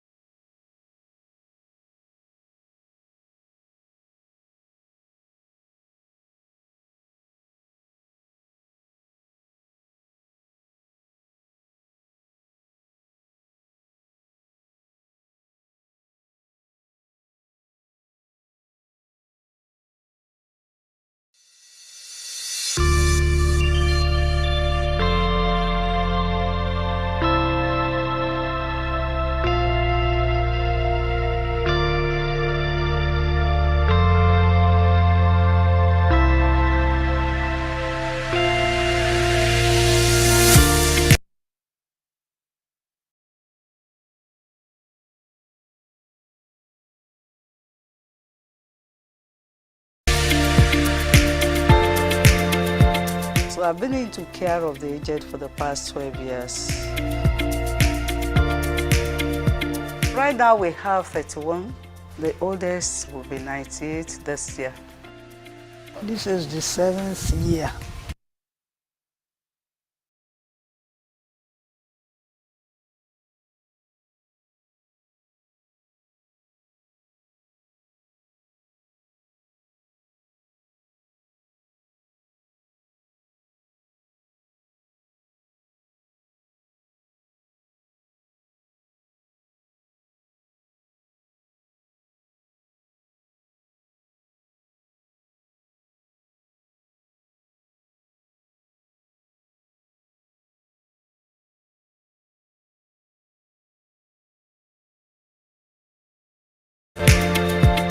So I've been into care of the aged for the past 12 years. Right now we have 31. The oldest will be 98 this year. This is the 7th year. It was when I got tired. I can't take any meal, so I was helpless. That is why my children decided to bring me here. When I started here, I didn't like it. My children brought me here by force. But when I spent the first 1 week, I saw that the difference is quite different. That the people here, they are very tolerant and they can understand people. This is my 3rd year here. And since I've been here, I have been enjoying them. We are living peacefully here because we chat with ourselves, play together like a Ludo, Ayolokma.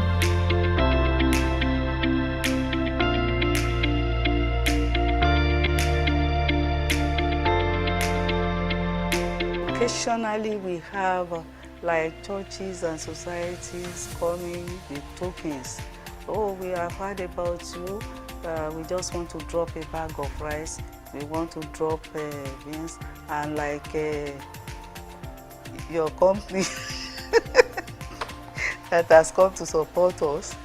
So anyway, that's the biggest we have so far. The first time I got phone call from Mr. Edward, I didn't know anything about it. I said, that's 419.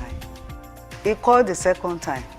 I now sent somebody to Nigeria Tobacco Company. Go and find out if there's anything called foundation or any donation or any. Then the person said yes.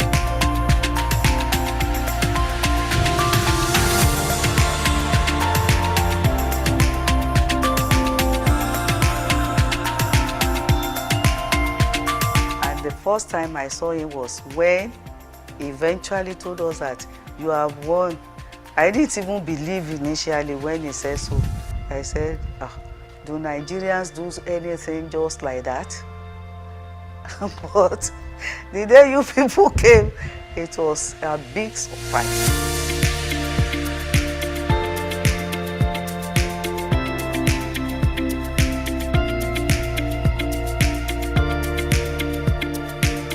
So much excited that we celebrated it here.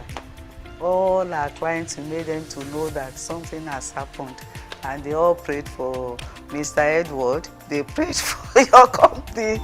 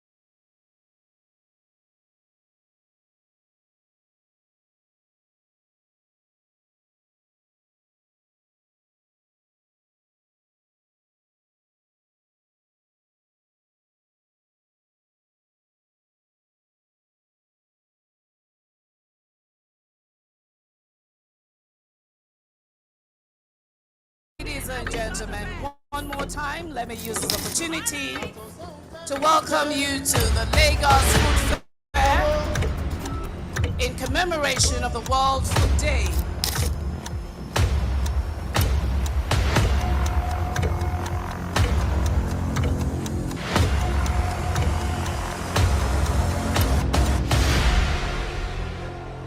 We are right here at a Cold World Food Day happening in Ikeja GRA.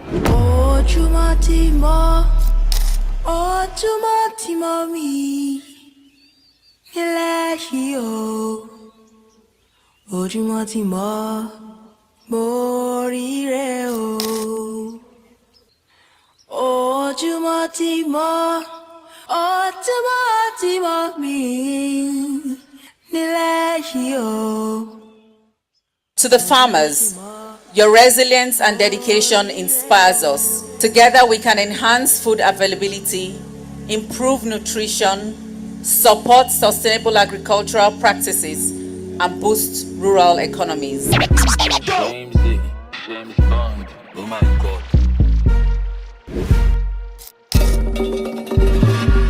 People think saying a grace I been a We really thank Lagos State government for coming up with this idea for all small-scale business to showcase our products. Shout out to our governor, Babajide Sanwo-Olu, for giving us this opportunity to showcase our products. We are focused on strengthening the agricultural value chain to reduce food prices, ensure a strategy to develop an effective food reserve system, and ensure food sufficiency. Falala, falala, make a de falala, falala. Blessings on blessings upon my life till they see me for valala.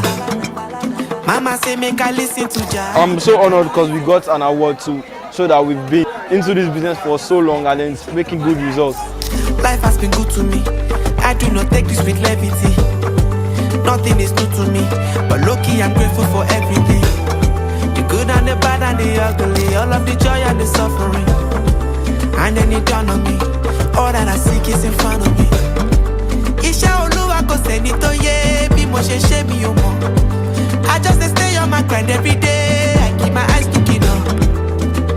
I should see, I give the glory to God. I should see, I give the glory to God.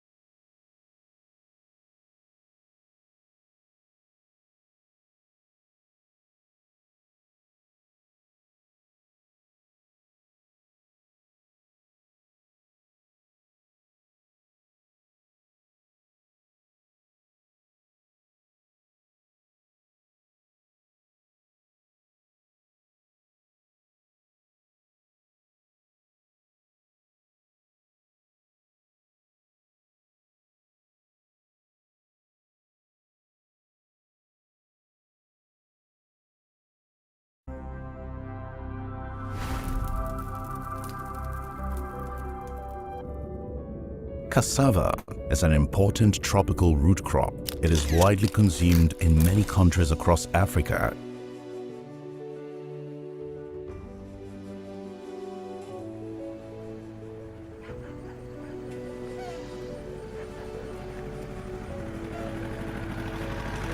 Despite its value, farmers encounter several challenges in cultivating cassava. Some of these challenges include poor market access and limited credit options. Nígbà tí a kọ́kọ́ bẹ̀rẹ̀ iṣẹ́, à ń ṣe lálá fọwọ́ ṣe, lálá fi gbìyànjú ṣe. Ìgbà yẹn àgbẹ̀ ò tí ì di ọ̀gá báyìí, àrò jẹ nǹkan kéékèèké ni àgbẹ̀ ń gbà yẹn. À ń lo éékà méjì la fi bẹ̀rẹ̀ iṣẹ́ àgbẹ̀ yìí. A máa ń gbin pákí, kò ń ṣe nǹkan téèyàn lè mú lọ sí ọjà lọ tà. So a lè sọ pé a fi ń finance ọmọ lọ sí private school kò kápá ẹ̀.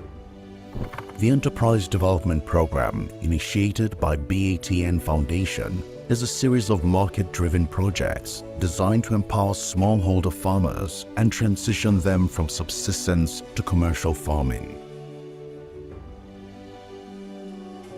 The DDP project is one of our very critical programs on the foundation, and it's for us to drive to equip farmers with technical skills and inputs for them to improve their production sustainably. wọ́n wá bá wa gbẹ̀ lóko fún ìdánilẹ́kọ̀ọ́ lórí wípé báwo la ṣe máa gbin ire wa tí ó fi yàtọ̀ fún ìta ń bá pọ̀ tẹ̀yìn. wọ́n máa advise wa bá ṣe máa lo fertilizer bá ṣe máa lo chemical àmọ́ chemical tẹ́lẹ̀. nígbà tí ìdánilẹ́kọ̀ọ́ dé gidi in fact okun yẹn wá fẹ̀ dáadáa ó gba yìí. What we do with our farmers is we try and advise them, this is the crop that gives you the maximum productivity, because in this environment, this is the crop that thrives. And so we take them through everything they need to know to grow that crop efficiently. Pákí òun ni àmì ṣàn wá lórí ọ̀pọ̀lọpọ̀ oko wa tá a bá mú yín lọ. Ìdánilẹ́kọ̀ọ́ yẹn ti jẹ́ kó yé wa bá a ṣe lè gbí, bá a ṣe lè apply chemical sí tí kò fi ní dà wá láàmú púpọ̀. After they've taken them through the training on good agronomic practices, they now have a lot of cassava that they've produced. What do they need? They need somebody that can buy it from them. Sultry is a company that needs cassava as a raw material for the factory to run. And there is scarcity in raw material because there are few farmers that's engaging into cassava business. We have brought Sultry, an off-taker, and the cassava farmer to the table. BATN wọ́n jẹ́ ká mọ̀ pé Sultry lè gba gbogbo tá a bá wọlé ká gbé. A níṣòro títajà mọ́. wọ́n á sanwó fún wa tá a máa fi finance tó bá di pé ó tó time tó máa harvest àwọn ni wọ́n wá mú wọ́n á dá owó padà. owó rèé owó tàrí àwọn bàbá wa gan tí wọ́n ti wà ń di àgbẹ̀ wọn ò káwó bẹ́ẹ̀ yẹn. And year in, year out, these farmers continue to produce cassava, and Sultry continues to buy from them at a prevailing market price.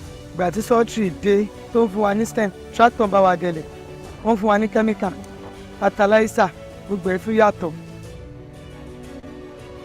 nígbà tí oko wa fi mọ bí éka méjì ta lágbà àti gba labour wọ́n ní sí apá àti ká láti gba workers lórí èrè tá à ń rí lórí ọjà in fact ó dàgbà sí òkè gan.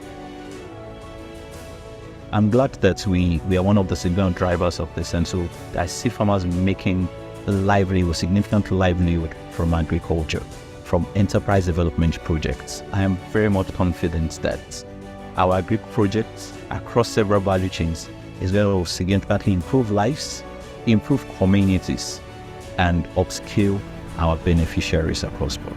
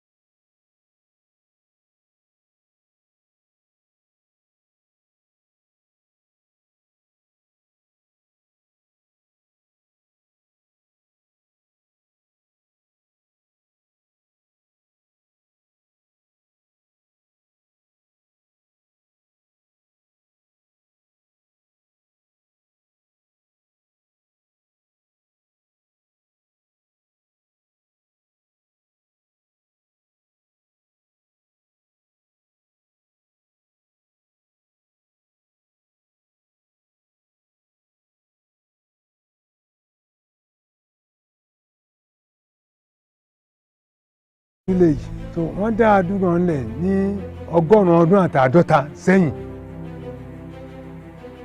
bá a ṣe ń rómi ló ń gbẹ odò là ń pọ̀n. They are not even particular about light. But when it comes to the issue of water, water has to do with their health.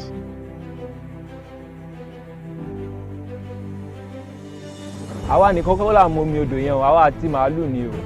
bọ́ọ̀ máa wá bá ń bọ̀ láti ilé yá wọ́tà ní ọ̀rọ̀ àbọ̀. sọfánẹ́sì omi yẹn pọ̀ òun ni àwọn dáàdì wa fi gbẹ́ kànga tẹ́wọ̀n ní ẹgbẹ́ bọ́ọ̀ yẹn ń gbà yẹn.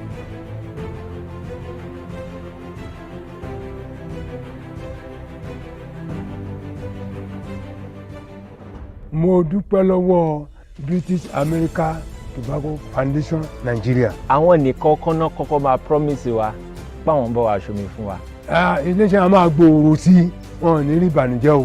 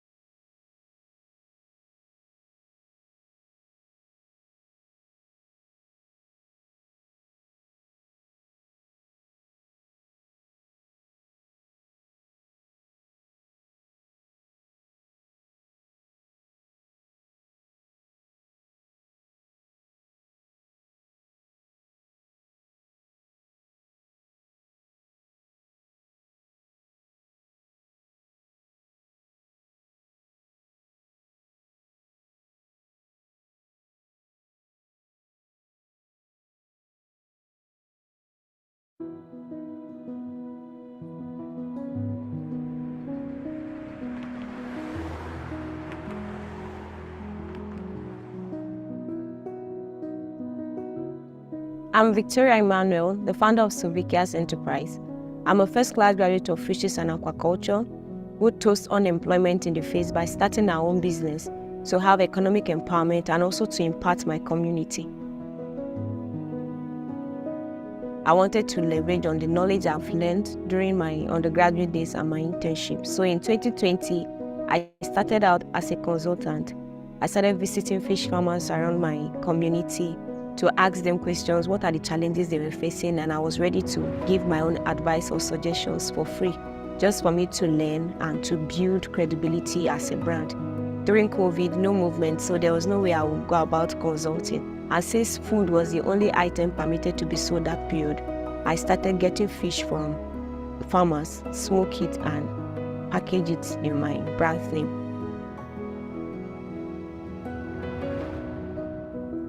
During service, a colleague of mine sent me a link that he received a mail from NYC for agripreneurs. And since they know me as a fish farmer, he sent the link. That was how I found out about BATN. The Youth Entrepreneurship and Empowerment Program of the Foundation was designed as a result of a challenge that we noticed. We have a major percentage of our population being youths, and we know that there's a challenge to feed the growing population. And so we came up with a solution, and which is the Youth Entrepreneurship and Empowerment Program of the BATN Foundation to provide equity-free capital to young agripreneurs. We signed a partnership with the National Youth Service Corps to enable us provide grants for corps members that are about to finish their NYSC. We are a 7 corps member and you are about to finish your program and you have a fantastic agribusiness idea. You are eligible to apply and pitch for the Farmers for the Future grants. Applying for the Farmers for the Future program was hassle-free, no application fee at all. All I needed was being able to communicate the values of my business to be convincing enough and my data. 20 people are selected to go into a boot camp. You're taken through the nitty-gritty of entrepreneurship. And so you take through how do you run a business in a country on a climate like ours? How do you receive other grants? How do you receive other things to scale up your agro-businesses? My experience at the boot camp was insightful. I can remember the first class we had was entrepreneurship mindset, where we were taught on the values for entrepreneurship, learn design thinking and business model canvas, where I was able to learn how to structure my business and how to position my brand for investors. As the overall winner for the Farmers for the Future Quad 3, the 3 million naira that was given to us by the British American Nigerian Tobacco Foundation was able to get me in this space. We were able to get our rearing facilities. The first attempt I did at raising fish for grow out, I only raised like 200 juveniles. But the facility we have now, we can comfortably raise 4,000. Before BATNF, our profit margin was between 5 to 15%. That is when we even have good sales. But it has steadily increased between 20 to 50% because of the 3 value chains we are engaging. Everything that is here never existed. It was after the intervention that it came. These are the kind of platforms that the Farmers for the Future has provided for young people, young and capable people like Victoria, such that their businesses has grown and it has grown beyond their local environment and become a global brand today. So I want to appreciate British American Tobacco Nigeria Foundation for the opportunity.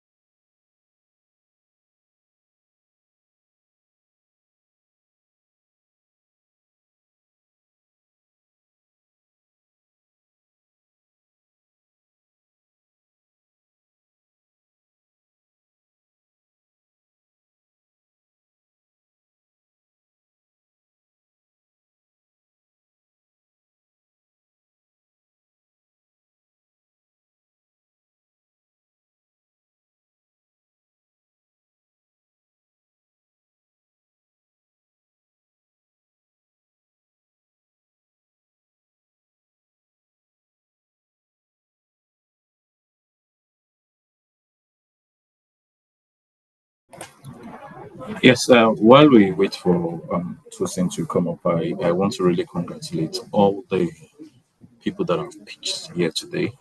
Not just the 20, not just the 10 people, but the entire 20 people that had gone through the boot camp and also have also come here to show support to the people that have come to pitch. It has been a very, very interesting session, I must say. I've learned a lot. I've gained a lot. It has been the questionings and the drillings were tough, and I'm really really inspired with the kind of responses that our beneficiaries gave. And I want to appreciate the NYC representative, Madam Sheni. I am not sure if she was still on the call, but I know she stayed right at the end of the pitches. I also want to appreciate each and every one of our judges. And in just the next few minutes, we'll be taking some comments. Mr. Matthew, would you want to go first? Maybe one or two comments, just general comments on the pitch and what we saw today. Okay, yes, once again, good afternoon, everyone. So let me start by commending the new Nigeria Foundation for taking your time to shortlist very viable business ideas, because I was really impressed with the quality of ideas that were pitched today. So it shows that you took your time to shortlist the best participants to get to this program and to get to this final stage. And for the sponsor of this project, job well done. I'm impressed with what you are doing, empowering entrepreneurship among the Nigerian youth. Job well done. Okay, so now let me now go to the participants. I am really impressed. You all did very, very well. I know it's not always easy, especially if it's your first time of pitching. It's not really always easy. You know, the tension is there. But I love the fact that despite the challenges, you were able to scale the hurdles.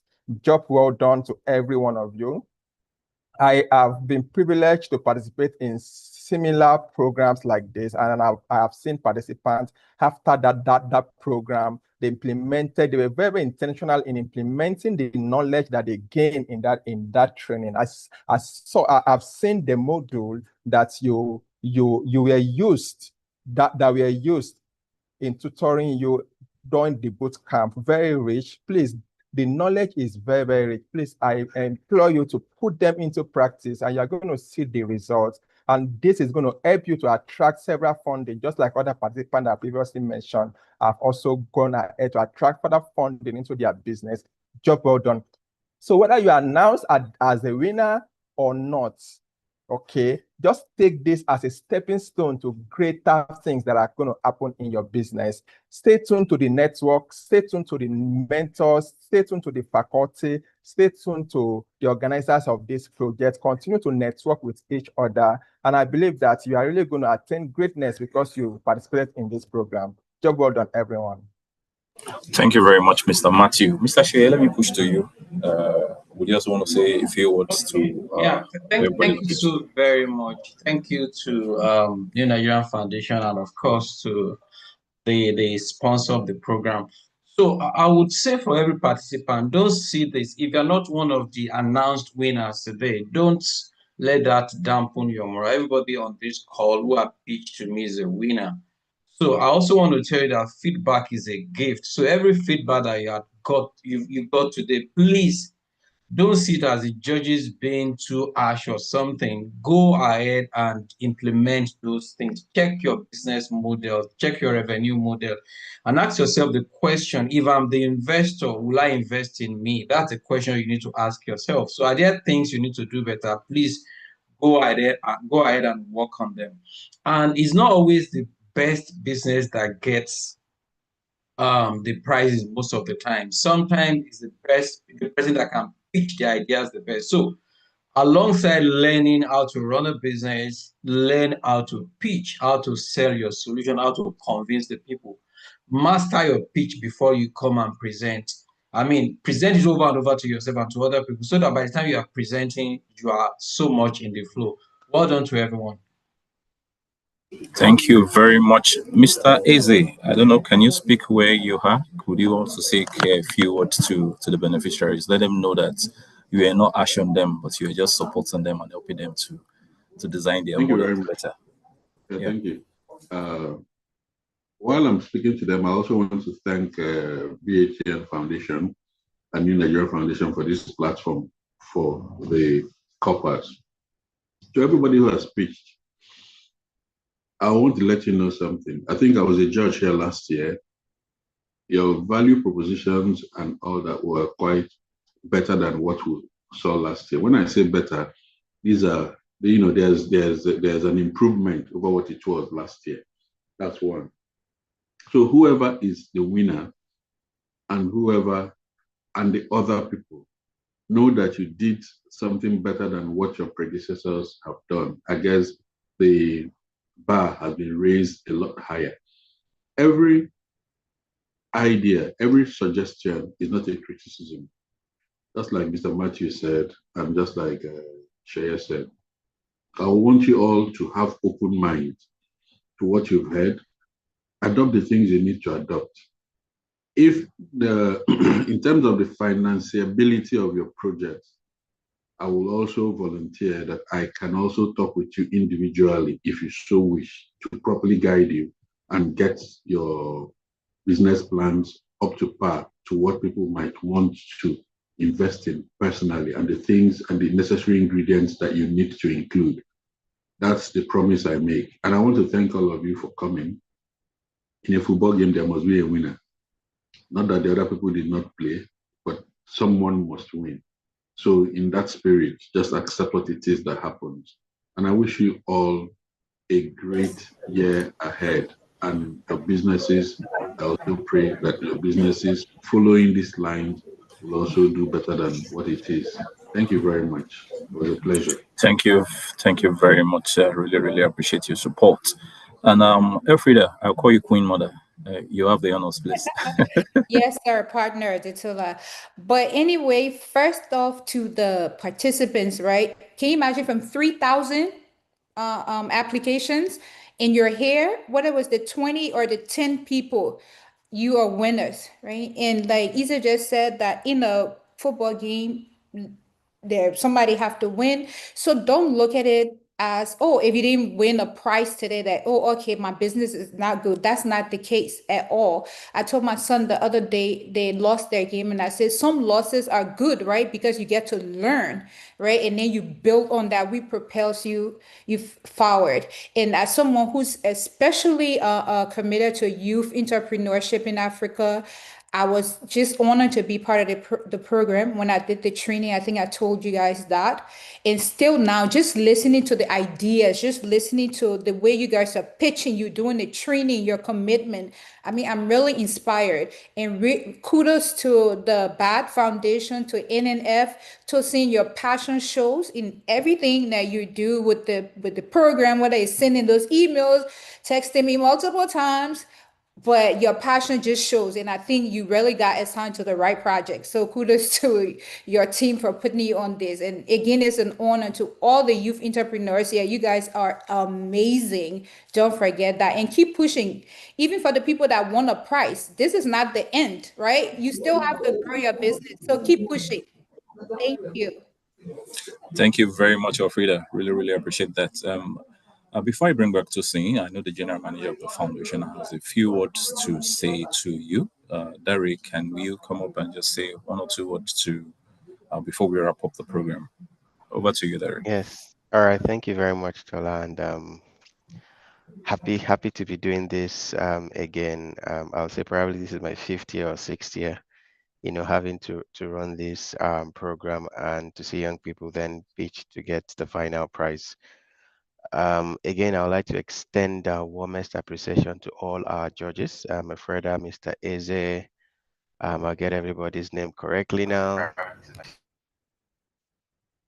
Okay, just a minute, please. I don't want to miss it. Mr. Matthew.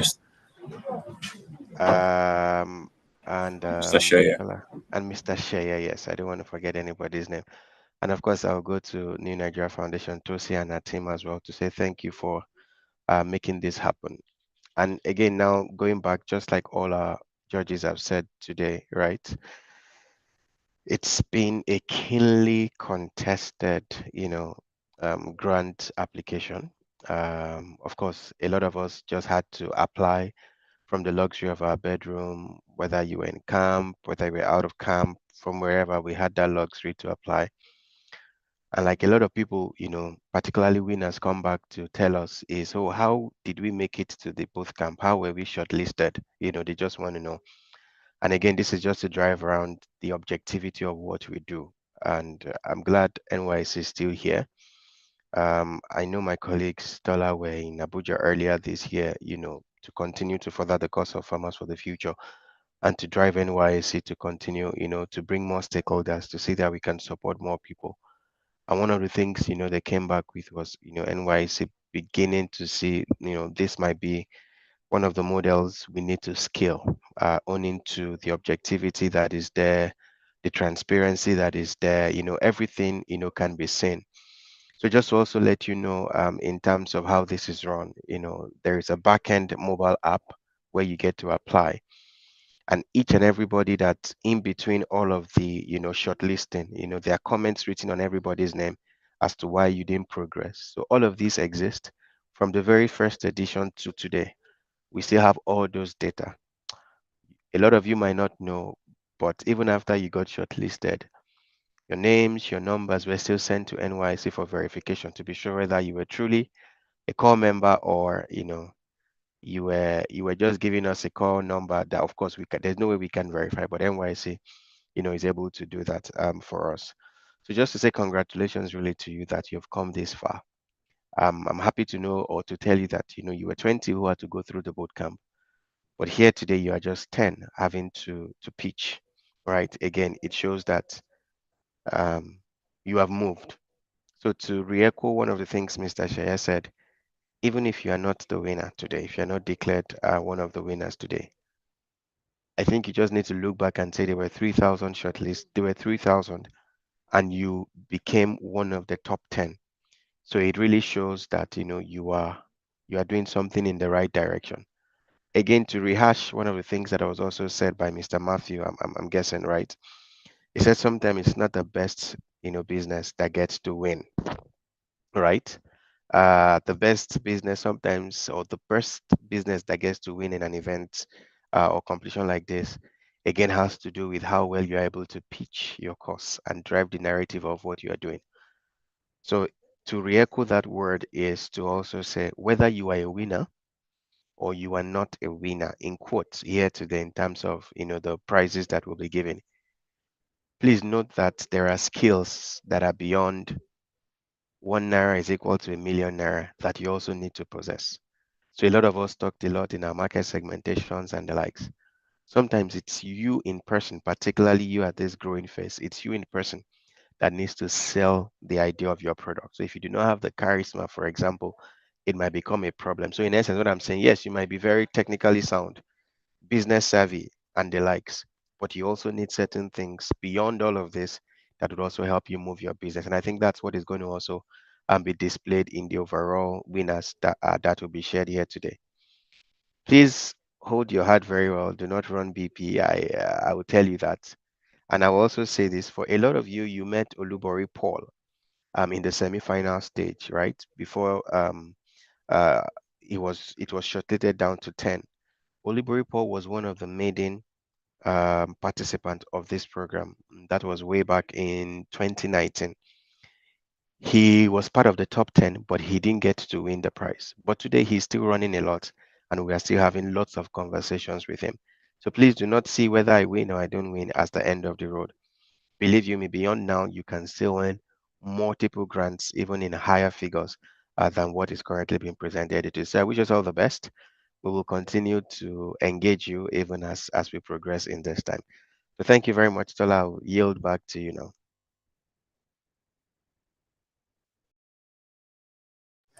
So thank you very much, Dari. Really appreciate those very kind words of encouragement.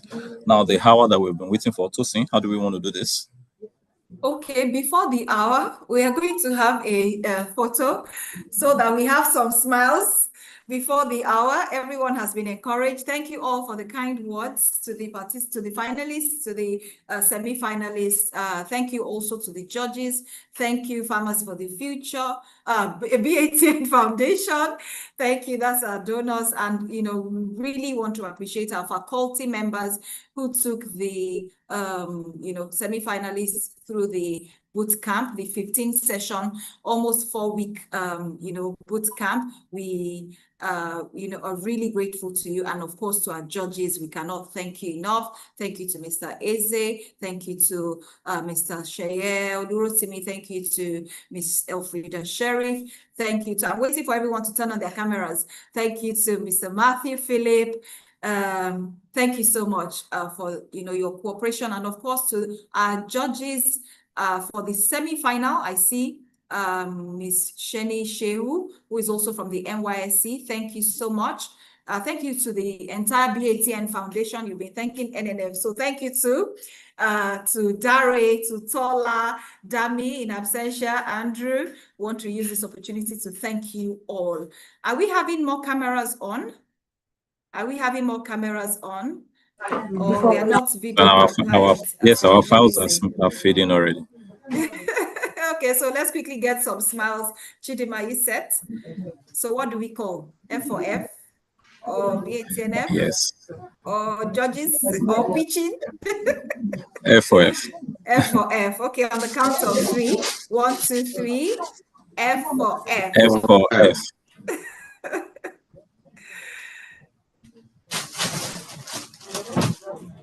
Okay, thank you so much.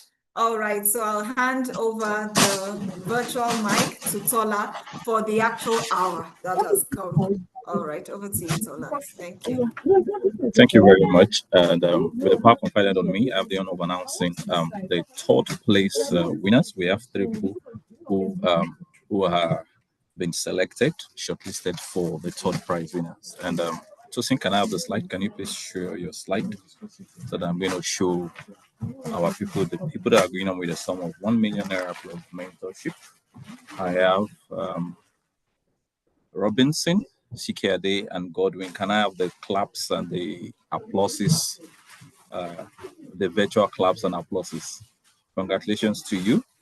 Congratulations, Godwin. Congratulations, Sikiade. Congratulations, Robinson. The second placed winners. So I have 2 people. Can I have the slide, Tosin? Congratulations, Mary Emmanuel and John Akinloye. They are going on with a sum prize of 2 million naira each. Congratulations to the 2 of you. And the man of the hour, the first place winner, going on with a sum of 3 million naira.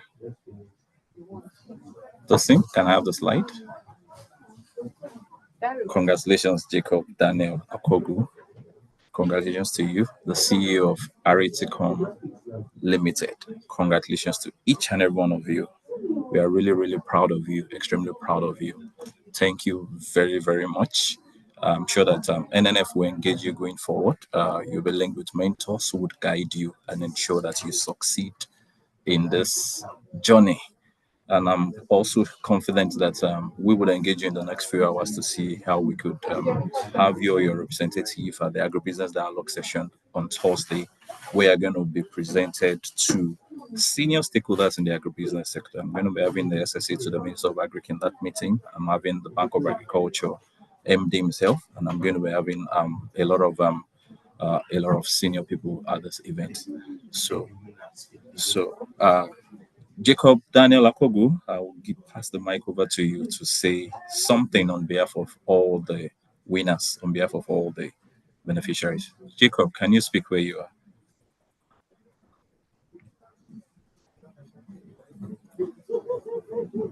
Oh, is he asleep? Should I withdraw his prize? I hope he's not excited Yes. and he has left where he is.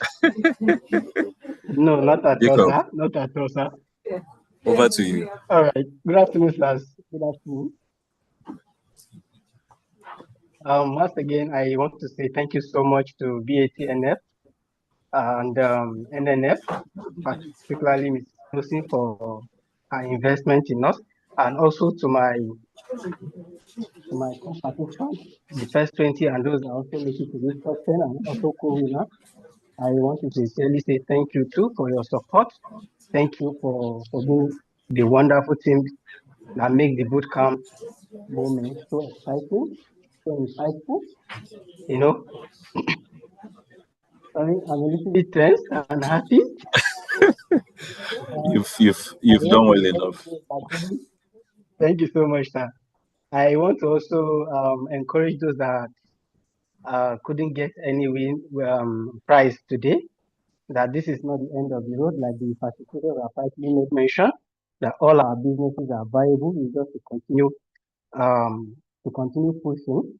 I have not really reached out to a grant like this, but I have pitched to private investors and have been turned down severally. So for me to get this, I'm so excited. Thank you so much. I appreciate it. Thank you, sir. Congratulations, Jacob. Thank you very, very much. In the spirit of gender balance, I'm an advocate for women. Can I also have a woman speak? Either Mary Manuel or Shikia Day, who wants to speak? Whoever wants to speak should please unmute yourself and speak on behalf of all the ladies, the wonderful ladies that have made presentations today. Who is going? Mary Manuel or Shikia Day?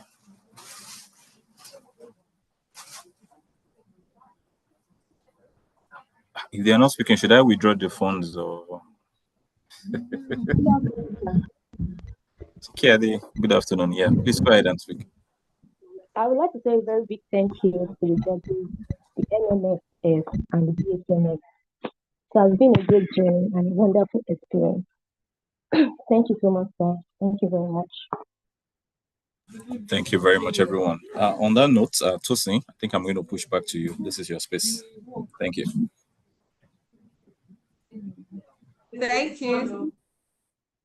Thank you very much. Sorry, we're trying to look for stand up for the champion. The champion.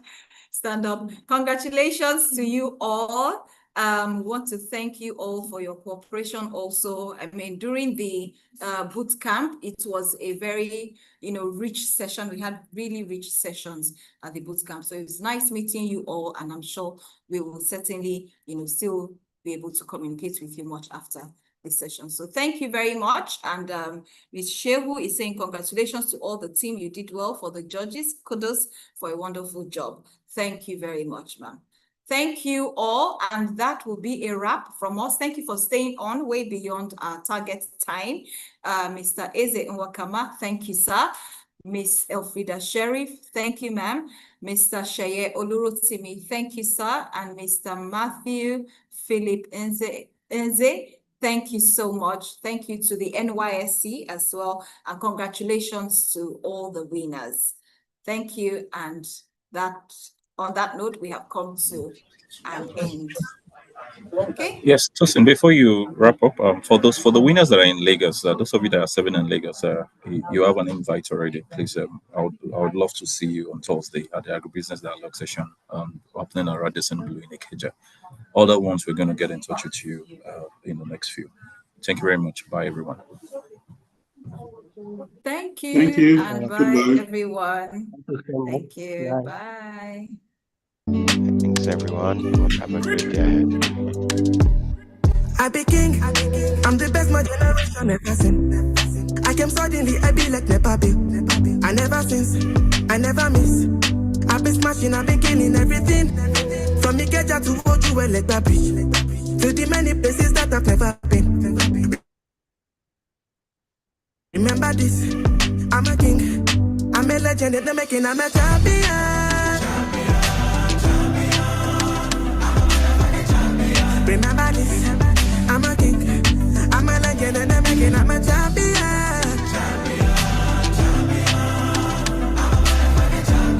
Remember this, I'm a king. I'm a legend in the making, I'm a super good. Hey, I be finding silver lining where the mother.